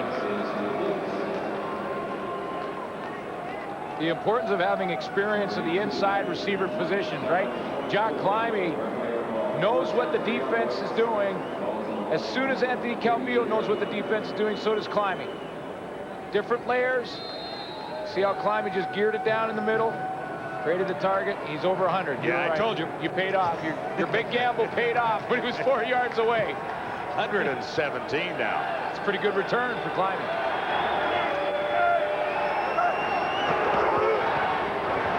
Pringle is hammered, but somehow he kept going for an extra couple of yards. Look at all those big Lions. On top, Herman Smith was there, but Eric England made the tackle. And he's just getting warm. Well, he was pretty angry in the first half when he didn't get that first down on 2nd and about a yard and a half.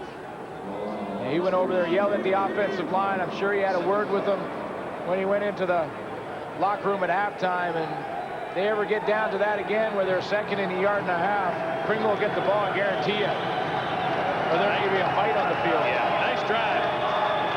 Began back near the 20. Calvillo looks cool out there, looking deep again. Haskins is the target. Nice defensive play. Some defensive back coaches will tell you that a knockdown, for the most part, is just as good as an interception. But I don't think you can convince Rafael Ball of that right now, because he really should have had it, and it would have ended this drive for Anthony Calvillo and taken away 3 points if Terry Baker should make this attempt, because he had both hands on that football, read it perfectly, slid over there and just dropped the rock. 1 for 1. Terry Baker.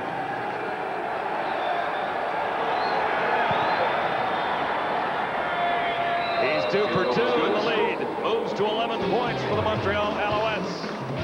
22-11. Third quarter just nicely underway on CFL Live from BC Place. Closed captioning of this program is brought to you by AztecTrek.com. There's over $500,000 in prizes, including all new Pontiac Aztecs.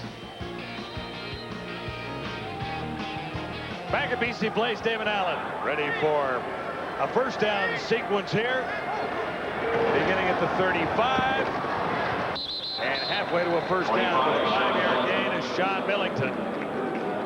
Well, if Montreal hangs on to win, right now it's an 11-point difference in this football game, 22-11. The BC Lions, when they look at it, can say, came down to 3 plays. Turnover on the punt formation, that cost them 7 points. Well, 6, and then the convert.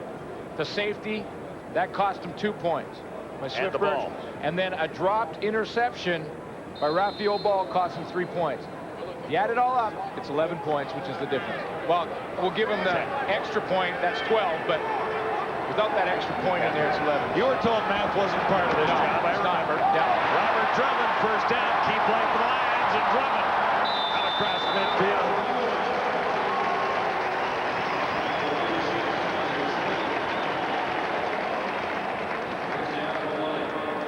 No backs in the backfield because they're all up running patterns, and Robert Drummond is one of those backs.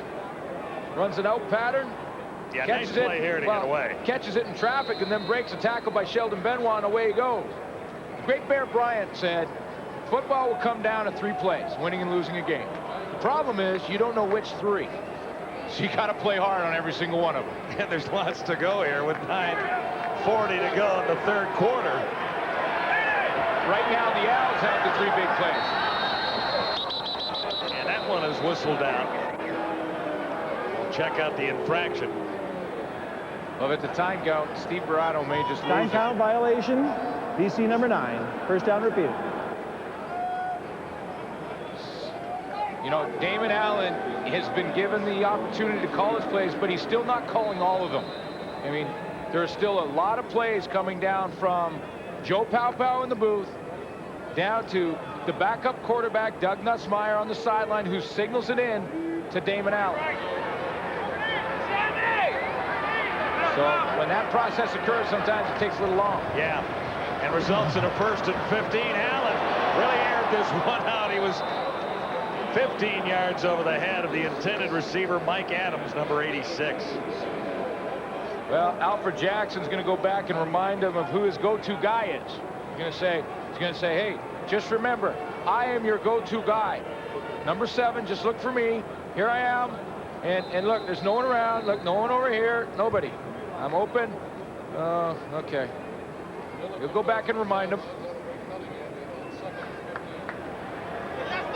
2nd and 15. Lions trying to get across midfield and into Montreal territory. Allen went to the go-to guy, and he missed him. Oh, he had him. Alfred Jackson was the target. Oh, boy, he had him. First of all, he was open. A little frustration from Alfred Jackson, justifiably so. He's open on the last play and didn't get the ball. This play, he gets open again. This time he's going to go all the way across the formation and run by the coverage underneath. If Allen lays it out there for him to run under, so he gets some distance on Mark Washington. Roundtree can't get there. The ball's just thrown too low, and he's going, oh, I'm still running. He's got 50 yards in front of him if he catches that ball. Lou Pasaglia. It's cliche night. It's a game of inches. It's cliche night. CFL.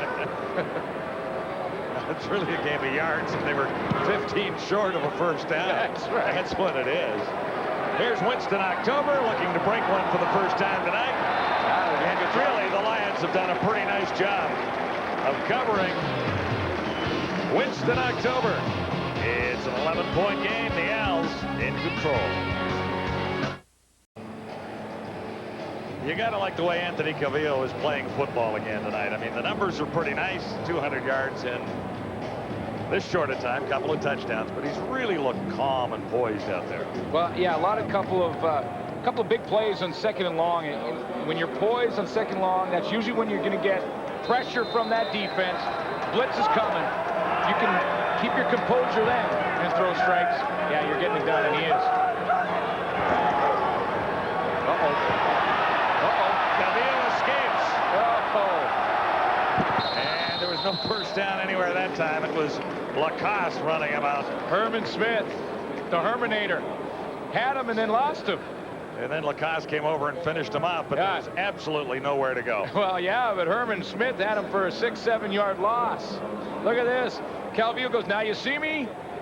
Now you don't. I'm out of there. Learned that from Damon. And then Ford comes down and cuts down Herman Smith. Calvillo limits the loss. That's composure, just like you talked, John. That's exactly what you're talking about. Good composure from the quarterback. Smith had to sack, and he kept composure and picked up a yard. 2nd and 9, Alouettes. Some heat was on. Nice catch out across the 35.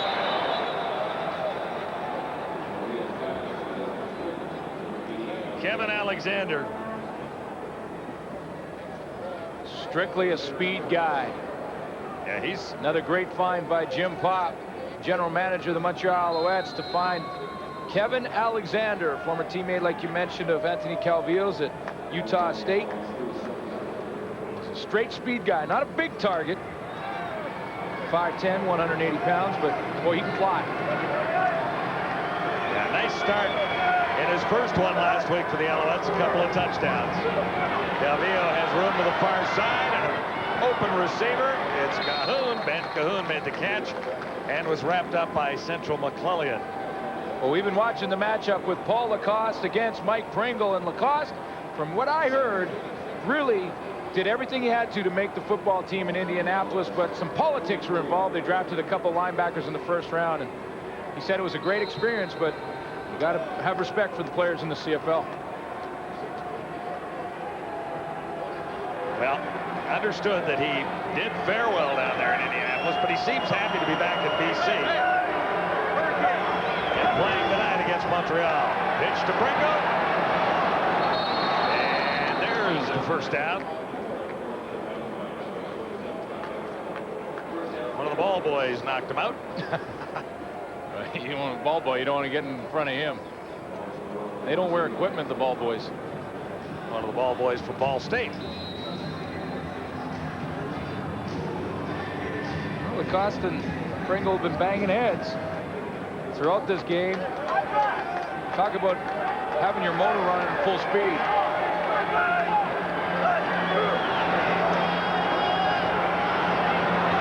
Pringle. And he couldn't quite escape. Lacoste was over helping out. Lacoste said to me that he got into Indianapolis. Didn't work, but he's happy to be back. Opens up the field much more. The players are faster, and there's just a lot more speed out there. I don't think that people give this league enough credit for that. And if anybody needs to be the spokesperson for that, it's myself. Because when you see the receivers, running backs coming right at you full speed, wow, it's a different ball game. And of course, it's a faster ball game. Picked up with the 3 downs against the 4 downs, and you've got to be in much better shape. I think those guys are, you know, they're much bigger as far as the offensive linemen, but I think our guys are in much better shape, and you have to be an excellent athlete to play up here. Paul Lacoste back playing for the Lions for the first time this season. Yeah, he said in his first practice in Indianapolis, he dropped about 16 yards into pass coverage. The coach comes over and says, hey, slow down, buddy. The field is not that big. In the NFL, you don't have to go that fast. He said the game is very fast in the Canadian Football League. Has a lot of respect for the players here. Interesting call here. 2nd down, a yard to go. Or 3rd down, I should say. And Pringle comes up with a first down.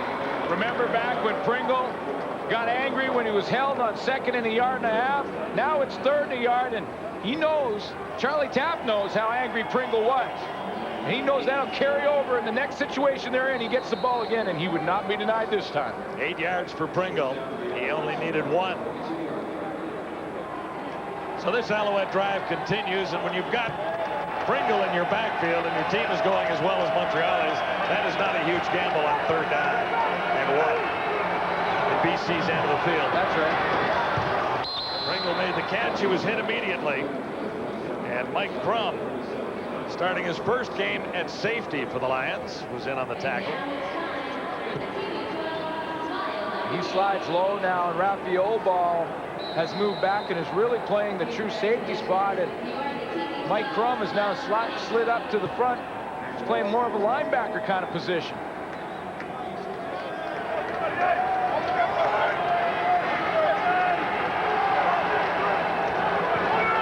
Calvillo will put it up if he gets a chance. Not this time. Second sack.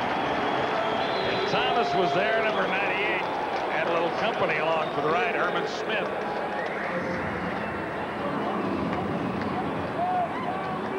Well, that may be one of the Lions' big plays, and it may turn into that as this game progresses. Everybody was back there, that defensive line. I think Marvin Thomas will get credit. But this makes it an interesting situation. A long field goal attempt, a 50-yarder for Terry Baker.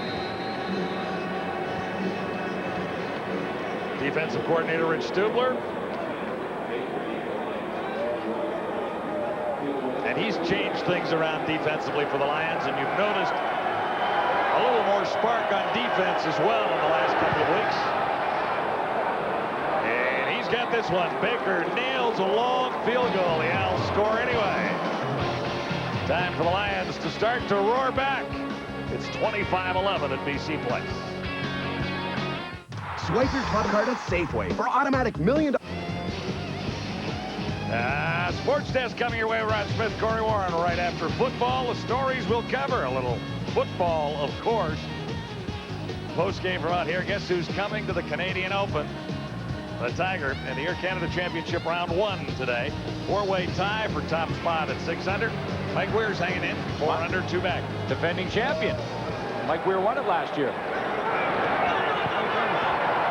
Jimmy Cunningham. Good return brewing for Cunningham. And he just about ducked under the final tackler there. 24 on the return. And this will help out. There's an injured Alouette.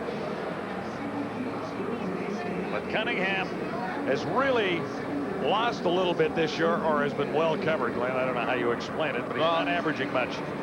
He really hasn't run as aggressively as he did last year. He's only averaging 4.5 yards in punt returns and just 17.5 on kickoff returns, which is well below his career average. And he's been running a little east-west and not as much north-south as he should be. But that was a pretty good return, and it got a little lifted of the team and a little lift in this of the fans from here in BC Place.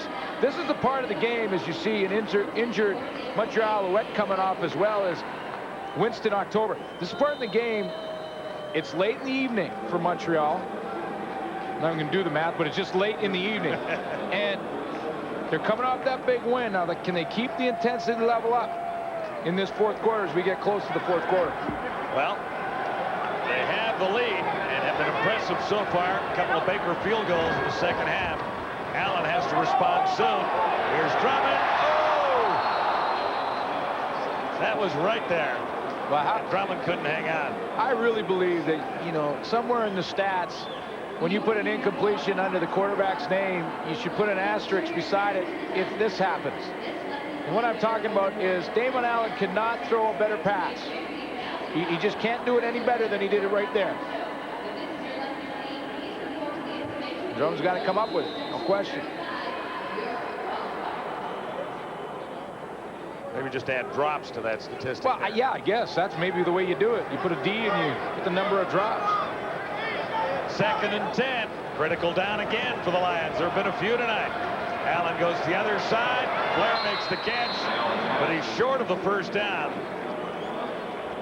Well, the ball took too long to get out there, and it's a real long throw. It's a 65-yard throw almost. Well, 20 yards down for 15 yards downfield and 45 to 50 to the outside. Wide side of the field. It was all that was there for Damon Allen. He just, it took him too long to get it out there, and Irv Smith closed and held him 2 yards short. It's an interesting formation. Louis Passagia is way shorter than normal, almost like they're going to fake it, then they go in motion. They are faking it. They are. And the gamble pays off. Robert Drummond took the pass. And they didn't exactly. They didn't hide it. No. See, here's camera flashed at all. He was lined up in a shotgun formation rather than a punt formation. Here's what Montreal should have noticed. The punter lines up 15 yards deep to punt. Louis Pasaglia is 5 yards deep. That's got to cue him that something's up. Drummond just takes off out of the backfield, and Pasaglia, still 100% passing on the season, is now 2 for 2.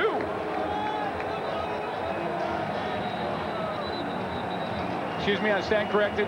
He missed one to Mike Crum earlier in this game. He's 2 for 3. Yeah, that was on the bad snap. Yeah, that's a bad snap. But that was a design fake that they fooled Montreal, which is surprising. Montreal is a well-coached football team. They have veterans out there, and they're out there looking at this and saying, hey, Louis Pasaglia is not lined up in the right position. What's going on? And that, you know, that's going to frustrate Charlie Taft. 25-11, Taft's Alouettes are leading the BC Lions here tonight. Well, here's where one of these Alouettes right here have got to alert the rest of the team as to where Louis Pasaglia is lined up. No one says anything. They just come into the box. Out goes Drummond. Picks up the first down on a big play.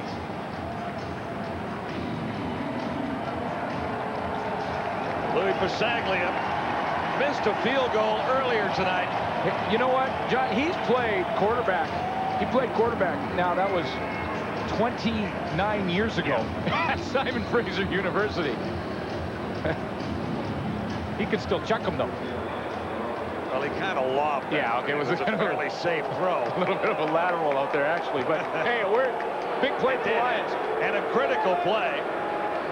Wise choice because it worked. Chuck Levy. Levy is straight on Smith. And he laid him out. Well, this is what they've wanted to see from Chuck Levy since he arrived in the BC Lions organization, because he has a lot of history in the National Football League, spent time with the 49ers. They saw him in training camp and just felt that he has all the abilities. Great stiff arm on Lester Smith right there. Love that. Tough to be a rookie out of Arizona when you've kicked around the NFL for so long, but he's a first-year CFL player. Another first down, and here's Sean Millington. Lions are grinding away. Millington, what a run. Can he make it all the way? Oh, he's down at the 1-yard line, I do believe. What a run by Sean Millington. Was it ever? Was it ever? That's worth a standing ovation. Man, that is worth a standing ovation anytime. Look at this run. Good hole, first of all, from the offensive line. Then he's in the second level, and it's like, you can't stop me. No way. Another straight arm there. And he almost carried one Alouette right into the end zone. That was Baron Miles. But he's down at the 2-yard line. 43 yards for Millington. And the fake punt was huge on this drive. First and goal to go, Lions. At the Alouettes 2. Levy has the touchdown.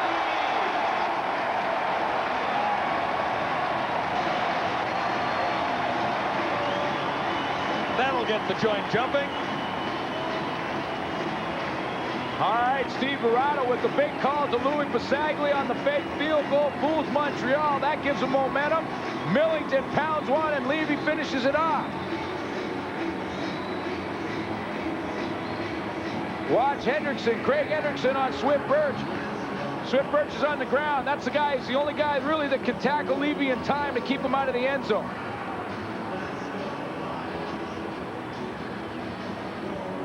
Chuck Levy, John, the NFC Championship game back in 1997 against Green Bay, ripped off a 95-yard kickoff return for a touchdown.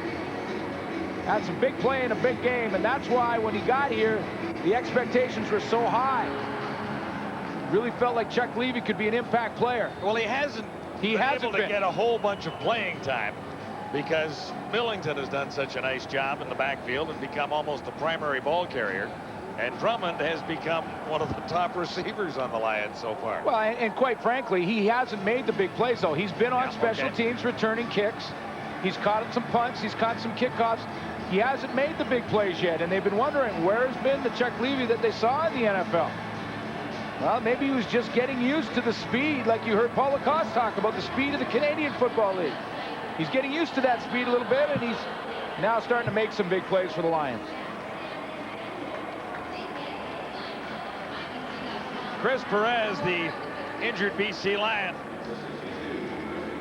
leading the blockers into the end zone, or leading the running back into the end zone, blocking for Chuck Levy on the 2-yard touchdown that has the Lions right back and close into the final seconds of the third quarter here. Love the call on the fake punt. Just love the call from Steve Barato. It worked. He's a genius. That's right.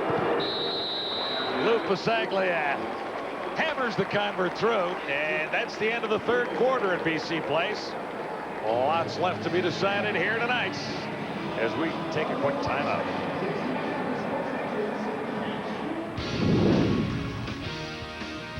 The CFL live on TSN at the quarter. Brought to you by New Arctic Ice, the invigorating new fragrance of the Gillette series. It's beyond refreshing. And so now I guess you could say the two pivotal plays in this game have come off the arm of Louis Pasaglia. The incompletion off the sort of botched punt the first time, and then that led to a Montreal touchdown, and this gets BC right back in the game. Yeah, it does, and I agree with Glenn Suter. I like the psychology behind this fake punt late in the third quarter. I think Steve Barato sent the right message to his players. Hey, guys, let's play to win.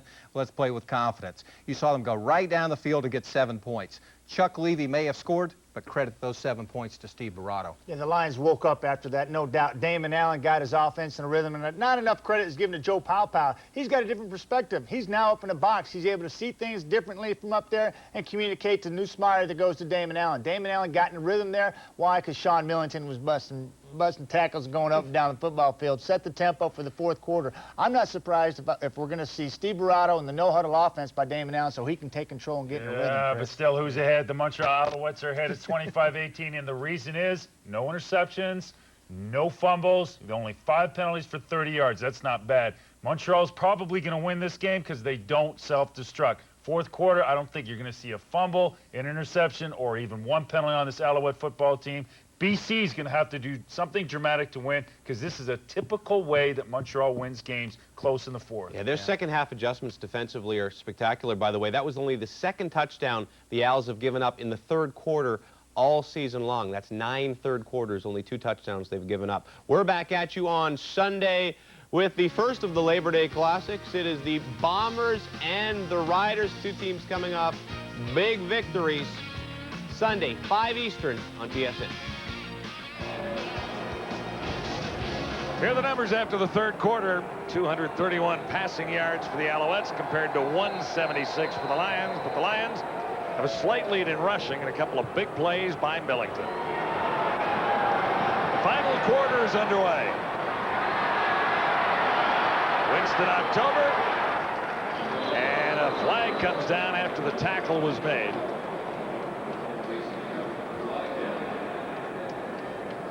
Montreal's had a few more penalties than they're used to in this game. This one's going against the Lions. Major foul, face mask, BC number 10, first down. But what an important drive by the BC Lions to get back in this football game, and it all started when, I'm going to call him the veteran, Louis Pasaglia makes the little throw to Robert Drummond on the fake punt. No one in Montreal noticed it. That was the key play. That kept the drive alive on third down. Finished off 73 yards in total, and a big touchdown to get them back in it. Alouettes, after accepting the penalty, first down, but Pringle isn't going anywhere. Thomas was there, number 98. He had a little help from Herman Smith. And Pringle was stopped dead in his tracks. How much gas does the Montreal Alouettes have in their gas tank right now? And that's the question you got to wonder. Yeah, 6-hour flight up to Vancouver yesterday. Long flight. It's late in the evening, Eastern time. Coming off an emotional win versus Calgary. How much gas do they have in their tank? Now on the scoreboard, they had the lead. Calvillo. And Pringle made the catch. There were 6 Lions waiting, and a flag is down in the Alouettes backfield. So holding would likely be the call here. Yeah, and I just look over the field, and I see a lot of Alouettes kind of walking around. I see a lot of Lions jumping around and Holding. waving Montreal to the 68. crowd. That's declined. Third down. When you get tired, you start to commit more penalties. That was Brian Chew. Got the holding call. You get tired, your technique drops off. You start to get lazy and grab onto people. Charlietown's got to find a way to get this team back up. Al still lead by a touchdown. Cunningham back at his 20. Well, they almost got to Baker, and Baker goes down, so there'll be a rough play call on the kicker. And more flags at the other end of the field, but Baker was a little slow to get up. Yeah, he got hit hard. Penalty coming up against the Lions, we presume. It's the Owls by 7 in the fourth quarter of CFL Live from BC. One coach is happy, the other is sad after that last penalty, but it's difficult still. The happy guy on the sidelines right now. Here's the block punt. You know, Steve Barretto was not happy with that. That was Sean Graham. 88 BC. We had no yards. 47 Montreal. Net effect is first down Montreal. The no yards is really irrelevant because of the roughing the kicker. It's an automatic first down for Montreal. Sean Graham with a crucial mistake in this football game. And he heard about it from Steve Barretto. So another life for Calvillo and the Alouettes, and no first down that time. Jock Climby was the intended receiver, and it was a little low and outside. I'm just talking about Sean Graham's mistake because, you know, with the momentum that the Lions had at that point, to go and rough the kicker and give the Alouettes another first down, it just takes a lot of wind out of your sails. Really magnifies what is a penalty, is a regular 10-yard penalty. Well, here's another huge down right now for the Lions. If they can stop Montreal here, it's back into a punt formation without it costing any more points. Calvillo, and he missed Tyree Davis, so not too much lost for the Lions here, except 10 yards of field position. Well, yeah, that could have been way worse. It depends. It depends on what happens in the net result of this punt. I'll get it out because now Baker, who's a little banged up, by the way, is going to try and punt it. Now, what does Jimmy the Jet get out of this return is depending on the difference in this penalty, because he had it around the 30-yard line when the roughing the kicker occurred. So now we'll see what happens. Yeah, I guess my point was they're only 15 yards away from a Baker field goal try. Yeah, if they, no question. If they move here. And so when you've got a 7-point ball game and you're trailing in it, you don't want to give up another Legal 3. procedure. Montreal 51. Repeat third down.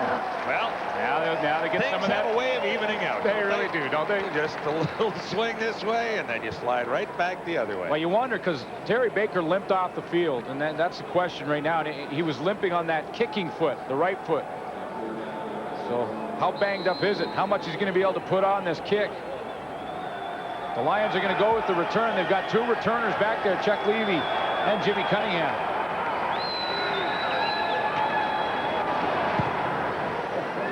Kind of a knuckler coming down to Cunningham, and he may not get a play on it. Well, he kept it in. Looks for a block. And Cunningham still hasn't cranked a big one tonight. Nothing on the return after a 40-yard Terry Baker punt.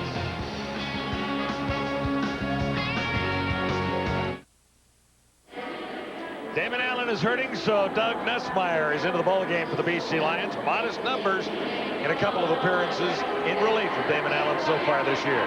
But that's been the key. It's mostly been in relief, not when the game is on the line like right now.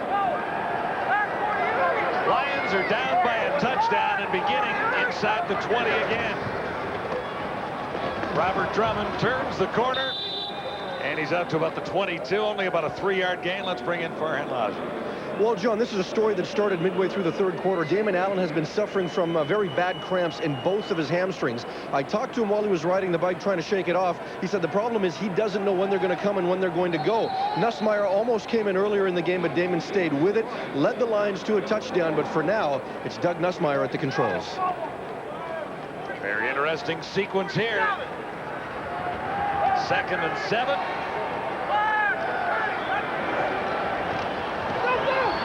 Nussmeier left hands it. Oh, baby. And he climbed the ladder and brought it down. Whoa, Action Jackson. Hello. AJ. Yeah, that's climbing the ladder right there. That's climbing up the ladder and coming down with a football. Win the one-on-one battle. Comes one-on-one. Well, it's one-on-3. And Jackson wins the one-on-3 battle, and a pretty good throw by Nussmeier. Yeah, it was. You know, cramps in the hamstring like Damon Allen has right now, you got to be careful with them because they cramp up and you pull it, you're gone for like a month and a half. 15-yard gain. Lions keep it on the ground. This time the ball squirts loose, and the Alouettes may have it. They do. They do.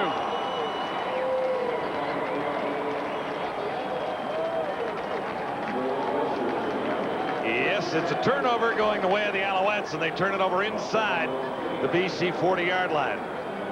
This is a big play defense. They find a way to make big plays. Coming into this game, this defense led the league in interceptions, led the league in sacks.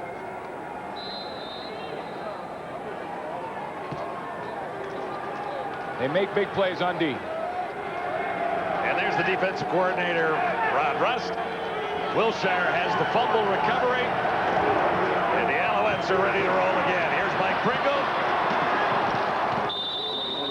Fun to watch. He's down to the 30.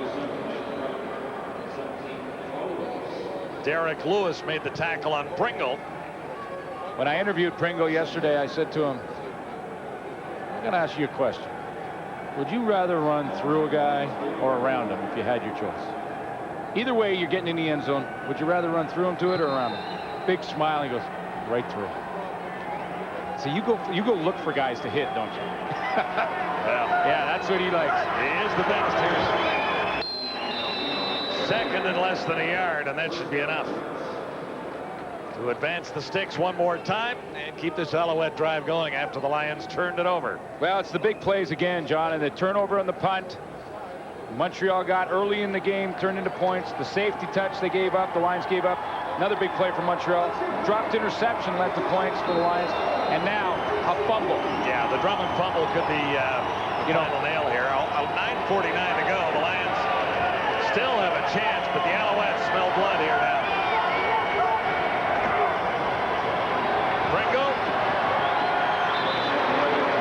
And at times, the BC defense has done a pretty good job of containing Pringle. Well, you mentioned he's the best.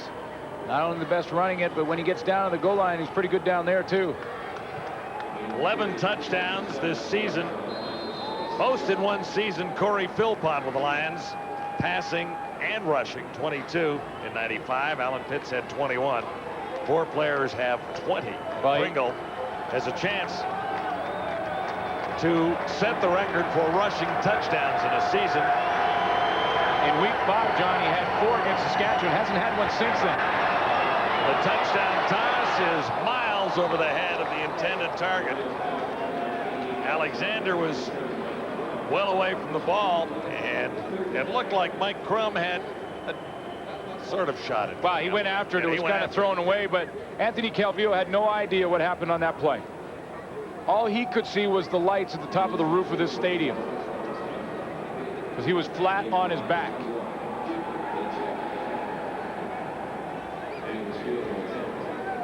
This is one that the quarterback has to go back to the guys in the offensive line, and he has to say, okay, there goes the ball. Now look at this. Down goes Calvillo. Now he's got to go ask the lineman what happened. I'll listen to the crowd, And I guess it didn't work out for us. Baker has hit on 2 of 2, make that 3 of 3 in the second half. So the turnover cost the Lions another 3 points, and it's back to a 10-point spread. Wiles are rolling right along. A 10-point lead here at BC Place tonight. Next home game against the Tiger Cats. It'll be a showdown for first place no matter how you look at it. Now, I'm not sure officially if that's sold out, but it's got to be close already. Very close. And the Lions' next game will be critical, too, because it's battling the Eskimos for playoff positioning somewhere down the line. So now, talk about bad hair days. He's having a bad hair day. He'll have to go back and get that touched up with the hairdresser tomorrow. Nussmeier at the controls for the Lions. Can't find the receiver.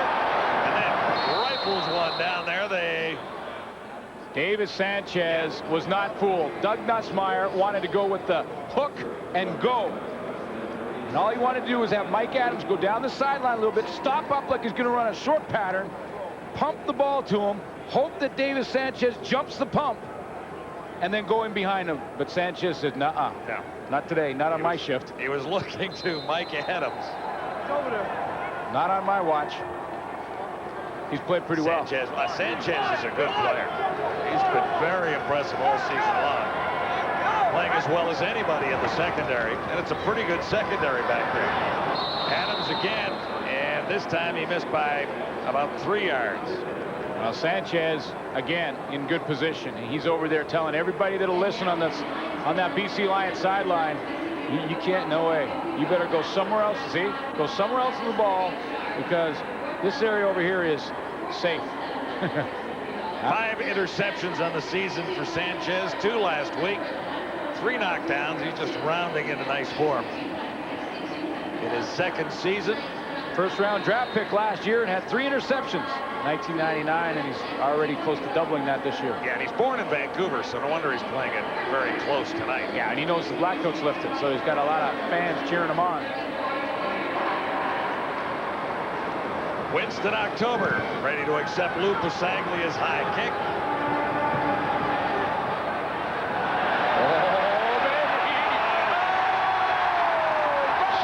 Chuck Levy ready to Winston October. And he should be strutting after that. Oh, Winston October tried to get the corner, and Chuck Levy denied it. Yeah, Winston hasn't had the great night since he was hammered by Crum on his first return. Well, Charlie Tabb, you know, he wants to give Winston October the freedom. Look at this. That's the 35-yard line, 36-yard line right there. Now let's see where he ends up. He's trying to get the corner. Watch 23 show up. I got you. No shot. Where does he end up? Well, way back on the 16-yard line. He lost 18. Whoa. If you just catch it and fall down, you're way better off. Now, this could turn it around for the Lions if they get the ball back in a hurry with field position here. But they can't let Pringle escape like that. And Pringle is finally grabbed from behind by Eric Carter. Here's a little mental image for you. The Lions are blowing up this big, huge bubble. Yeah, and Pringle just put a pin in it. Yeah, boom. He just put a pin right in it and popped that bubble. Watch him hit the hole. Great opening. Brian Chu, little holding. He got away with it right there on Kelly Lockbaum, and away he goes. Mike Crum misses the tackle. He goes for those ankles. And that bubble bursts. Yeah, Chu's having a nice night, too. Another Vancouver guy had to get 80 tickets for friends and family for this tonight. Boy, that's like getting hit right in the solar plexus. If you're on the BC Lion bench, you've just had the big play from Chuck Levy on special teams. You got them right down by their own goalposts, and Mike Pringle bangs one up the middle. Now, Chu got away with a little bit of a holding on Kelly Lockbaum, but hey, they all count if there's no flags, and Pringle just rips one for big yardage. That 40-yard gain, his longest of the night, and it might be enough to preserve this victory for Montreal. Cavillo takes a little more time off the clock. There's Cahoon, and Cahoon is grabbed in midair by Mike Crum. Right around the ankles. Nice tackle. Well, yet another 100-yard game for Mike Pringle. That's 56, just 10 back of George Reed. Now let's do the math now. He's got 1 here. He's got 9 games to go. Well, not this year. He'll be 1 short. Yeah. I asked Pringle about that if he looked at George Reed's records, and I'm thinking more about the all-time yardage yesterday, and he said, I've looked at him. He said, you know, if I feel still energetic while playing this football game and still love it like I do now, I'm going after it. He's loving it right now. Breaks another one. Here's Pringle. He'll score. 38 yards after a 40-yard return, and I think the Lions are cooked now. Simply the best. Well, yeah, and he just took all the momentum out of the BC Lions. They come out on defense, heads down, dejected after the big run earlier, and then Pringle does this to just cap it all off. A little Pringle power right up the middle, untouched. 78 yards on 2 plays here. Usually it's Pringle running through some people and opening up holes for himself, but that time, give credit to that O-line because no one put a hand on him. 12th touchdown of the year for Mike Pringle. The record for rushing touchdowns in a season is 18. Set 43 years ago by Jerry James of the Winnipeg Blue Bombers and tied by Jim Germany of Edmonton some years after that. So Pringle with 12 is definitely on pace to catch the rushing record for touchdowns with his 12th on this play here. Well, watch the great blocks because he is untouched. Brian Chu's in here. Watch the veteran Pierre Vercheval. Watch those two guys open up this hole. Look at that. Double team right there at the point of attack. Vercheval goes out on lock bomb, and see you later.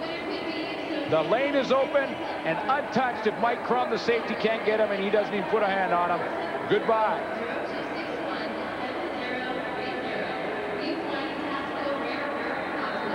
All right. Little Pringle power. Yeah, that's pretty nice running, all right. Yeah, there's 12. You know, Mike, so you don't remember Jerry James. I don't. I'm with you. He was a Winnipeg Blue Bomber. He was a 2-sport athlete who played for the Maple Leafs in the wintertime. Okay. And the Blue Bombers in the summer and the fall. And he also coached the Sturgeon Creek Blackhawks. Where do you get this stuff? Well, where? Well, I just happened to be a member of the Sturgeon Creek Blackhawks. Okay. And Jerry James broke his leg one season playing hockey. Yeah. And came back home to Winnipeg. And there was a coaching vacancy, so we got him to coach the Blackhawks, and we won some games.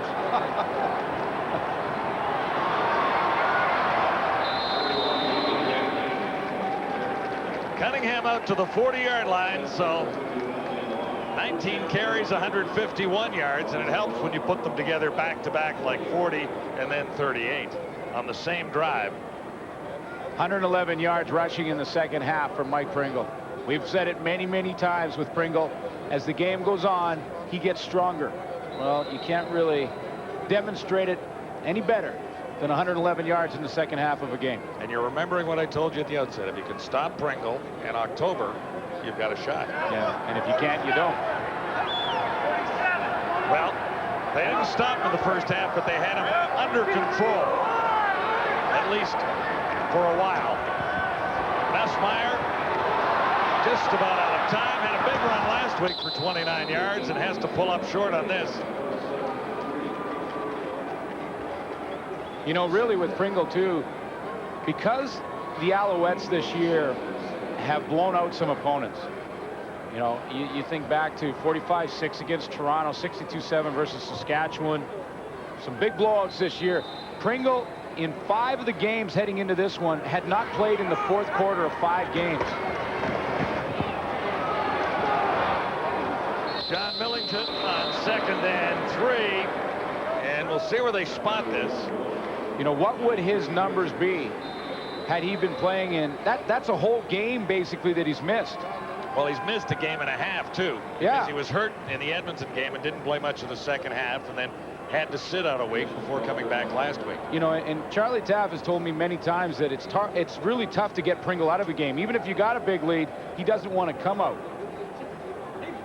And yesterday, Pringle said he likes to kind of hide on the coach. If the game's getting out of hand, he'll just quietly sit in the bench, or he'll quietly go to the opposite end away from Charlie Taff. Yeah, out of sight, out of mind. Out of sight, out of mind, and then just say, well, maybe he won't notice that I'm over here and take me out because I want to play the full 60 minutes. So you be real quiet over there on the bench and just wait till they get the ball back.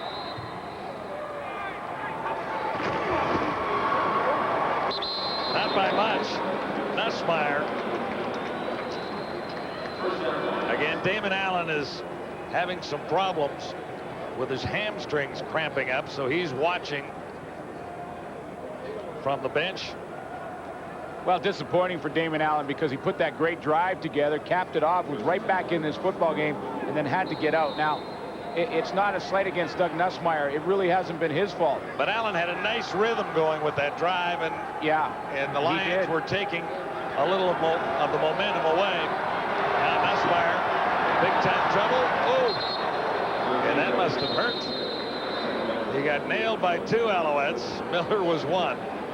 And less than 3 minutes to go at the stadium at BC Place. The Alouettes are conquering the Lions on home turf. Labor Day weekend fun continues on Sunday. Bombers, Rough Riders, and CFL tradition at Taylor Field. They're expecting around 33 to 35,000 for that one. Taylor Field should be packed. Both teams coming off wins. And then on Monday, Hamilton at Toronto, Calgary hosting Edmonton. Sean Millington breaks the tackle, turns the corner, still steaming along. Lions are down by 17. So it's a long way back with 2:45 to go, but to come back, you got to do it 1 touchdown at a time. So score quickly here. Try and make something happen. Well, not impossible. It's not impossible, but a little more difficult with Damon watching. And it's a veteran defense and a big play secondary you're up against. You know, if you're off by a little bit, it's going the other way. Nussmeier throwing on the run, far side. Blair makes the catch.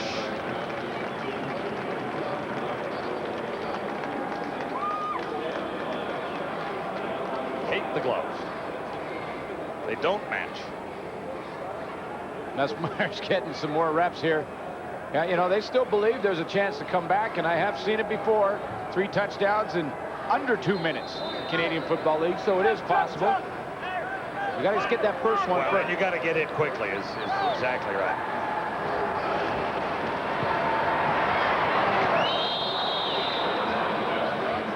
Jackson seemed to be the closest Lion receiver to that. Well, a little indecision. It looked like he was going for Alfred Jackson, and then Mike Adams kind of showed up in the same pop bottle. You've got 2 receivers in the same pop bottle, you get indigestion. That's not what you want.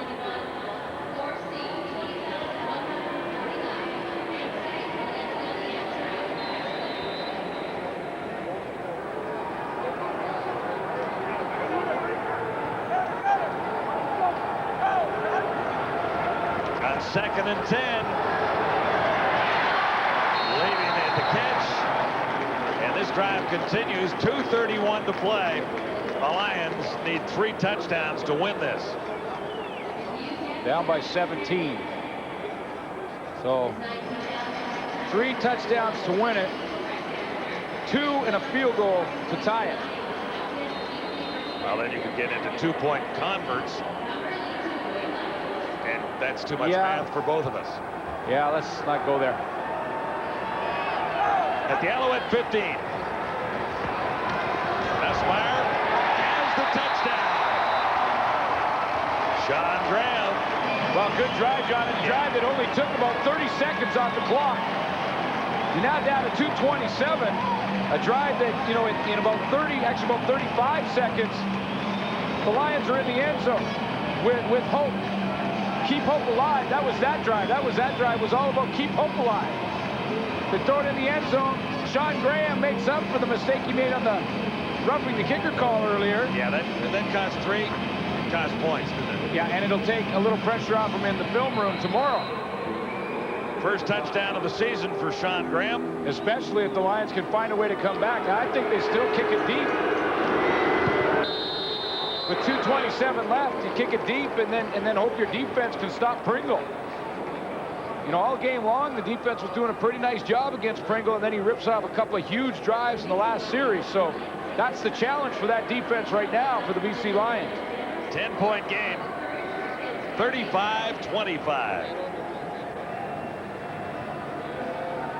Offensive coordinator Joe Paopao, it's out of his hands right now. What he does is wait and try and formulate what Doug Nussmeier will do the next series. He's got to rely on his defense. Now, how come your pal Joe is in the radio booth with J. Paul McConnell and Julio Caravana doing play-by-play on CKNW? I don't think he's doing play-by-play. I know, but you know what he is doing? He's talking to Doug Nussmeier right now. They may have had some mechanical, technical difficulties. Yeah, so he's had to moved over to J. Paul McConnell's, and that's Julio Caravana doing the color for the radio station here at CKNW. And I guarantee you, J. Paul McConnell's not talking to Doug Nussmeier. You're saying kick it deep, right? Yes, I do. I think, 2:27 left. There's plenty of time. Now, they've lined up in onside kick formation. So it looks like Louis Pasaglia is going to try and loop it up there and try and get the ball back right now. But I still think there's plenty of time. Kick it deep and see what your defense can do. Well, there it is, the short kick. It's up, and it's right into the hands of a waiting Alouette.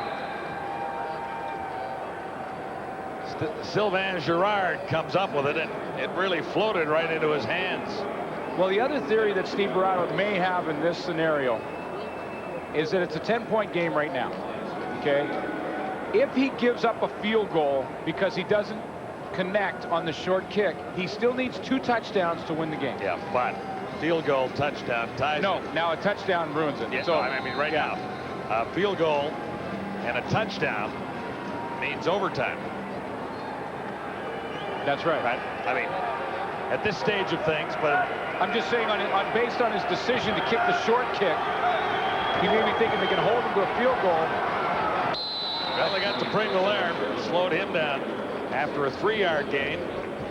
Now, see, if Montreal can't get this first down, the Lions, not only do they need that major to get back in it, so now they're just a field goal away, but they're going to have to drive the length of the field to do it. Well, key play for BC to have a chance right now. 2:18 on the clock. They've got the Alouettes in 2nd and 7. Yeah, but that may be why Steve Barrato elected to try the onside kick, because give up a field goal, you still need 2 scores. Well, they got to Pringle and stopped him short of the first down. Spot could be rather important here. Well, if it's on the 45, that's where it looks like it's going to be a 52-yard attempt on a field goal attempt. Here's the thing that Montreal's got to be afraid about in a field goal attempt. You have offensive linemen in field goal formation trying to cover Jimmy Cunningham. In a punt formation, you've got linebackers, defensive backs. So I think what they'll do is go and punt the football rather than try a long field goal. And that's exactly, I think, what Charlie Tapp is going to do. Try and pin them deep. And special teams have covered the BC returners well for Montreal tonight so far. I think the Lions called a timeout.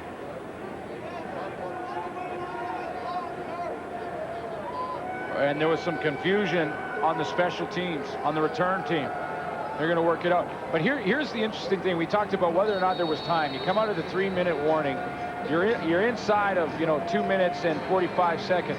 Doug Nussmeier drives the majority of the field in 35 seconds. The Alouettes get the ball back, and 20 seconds later, we're still 2 minutes in the game, and we've seen 2 series. So yeah, there's plenty of time for Steve Barrato to come back in this game. 2 series in 50 seconds. Well, he needs big plays. Yeah, and one on this return could start him out quite nicely. Would really, really help here. Baker hammers it, and it's into the end zone. Cunningham really has to bring it out. Now, he brought it out. Yeah, and because it's a 10-point game. That's right. And if he gives up the single, now it's definitely 2 majors. 2 touchdowns. You need two majors to win. What he's done, though, is he made getting that first major a little more difficult. Exactly, because he gave up 20 yards of field position. So can you make a point the other way? Did you give him a point? At 1:49 on the clock, you turn it into an 11-point game. You know what? I think I run it over. Holding, BC 99. Penalties applied to the 10-yard line, and it's first down. Well, but I think you're running out because, you know, a touchdown and a field goal is a lot easier in your comeback two bid touchdowns. than 2 touchdowns and with driving 49 to go. Right. And you're going to have to give the ball back to Montreal for at least a period of time if you do score the first touchdown. That's right. And it always comes back to making the big plays, and they're going to need some anyway. Now, they do have the option of going for 2 points after the touchdown. That means you got to make 3 big plays. That's right. That's right. Well, absolutely. No, you're absolutely right. Nussmeier, a little screen pass. And a sting. Oh, Millington almost made it. Irv Smith saved the ball. Almost broke it. Irv Smith saved a couple of acres of real estate. He made a tackle in the open field on Millington, and if he doesn't, Millington may be at about midfield right now. Well, that gives him some breathing room. 1:41 on the clock. Lions are down by 10, and they have a first down. Out near the 20, Nussmeier decides to take off himself. There's lots of real estate out there. It'll be another first down. Hey, I like that. Yeah, Doug Nussmeier, put your head down. Yeah, and let the 2 defenders collide over top. Hey, take on that hit. No hook slide there. He's a team guy. The guys in this team love Doug Nussmeier. He hangs out with the old line. They feel like he's part of that fraternity. They love him. Again, Damon Allen with some hamstring problems, cramping, and he hasn't been available for the 4th quarter. Nussmeier got it away. Millington makes the catch, breaks the tackle on Wilshire, and he's out across midfield. Millington, 1:11 to go. Lions need to score twice to get even. 2 touchdowns would win it. Touchdown, field goal, overtime.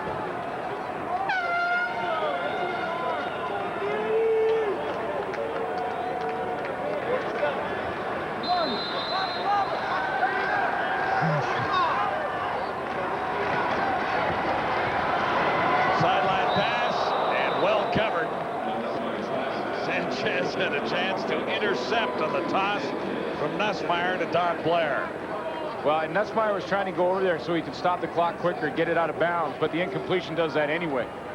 You know, they're 3-down football, no question. Sanchez has had himself a game tonight. He really has played well. He's had to play against Mike Adams and Don Blair, flopping sides. Drop play, Millington, 1:01 left. Well, this is a game, 3rd down. That was 2nd and 10. 3rd down and about 7 coming up.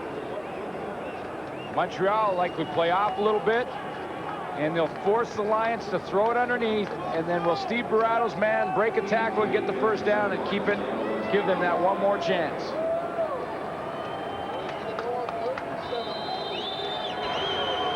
This is the ball game, 3rd down. Nussmeier stands up, has Blair. Lions are still alive, and there are markers down. And Blair had to get down more quickly. Yeah, he really did. He was fighting for yards, lost a couple of seconds. See what these flags are. Holding, BC 57, 3rd down repeated. Well, let her sing. This one's over. 49 seconds to go.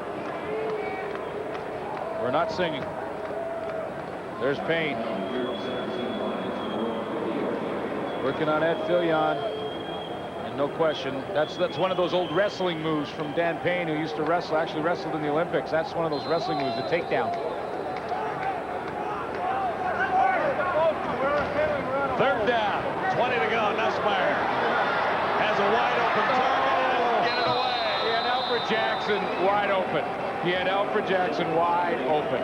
Gravely made the tackle. Oh, my. Gravely, I should say. Look at Jackson. Yeah, John. Yeah, he's been open a time or 2. Oh. But these were all long shots with 41 seconds to go. I mean, but he catches that. If Nussmeier finds him, he's in the end zone. He's behind everybody. It's amazing, and he's frustrated. Here he is right here. He's going to end up kind of working himself down the sideline. Watch how open he becomes. Nussmeyer now, in fairness, has some pressure, but look at number 7 up at the top. Look at this. Look at him open up. Oh, my goodness. Wide open. Oh, boy. That would have made it interesting. Well, Alouettes, after losing 2 in a row, have now secured 2 victories in a row. Well, you can only do your job, and that's what Alfred Jackson is thinking. I did my job. Hey, a big win for Charlie Taft. They had a big question mark coming in. They had a long way to travel. Jet lag coming off a big win versus Calgary, and could they win on the road? They were struggling on the road. Well, they lost in Edmonton and in Hamilton, so they break the road losing streak with a win in Vancouver tonight. And let's give the game ball out to, Mike Pringle. Let's do it. For Adidas, the game ball. Michael, 159 yards rushing, 1 touchdown. But it was the way he did it in the 4th quarter. Yeah. With a 40-yard run and a 38-yard run on the same drive, and the 38-yard touchdown as a result. So there you go. That wraps it up at BC Place. Lions had some moments, and it just kind of slipped away at the end. Well, they gave up 3 big mistakes during the game, cost them about 12 points, had a chance to come back, and Pringle ended it.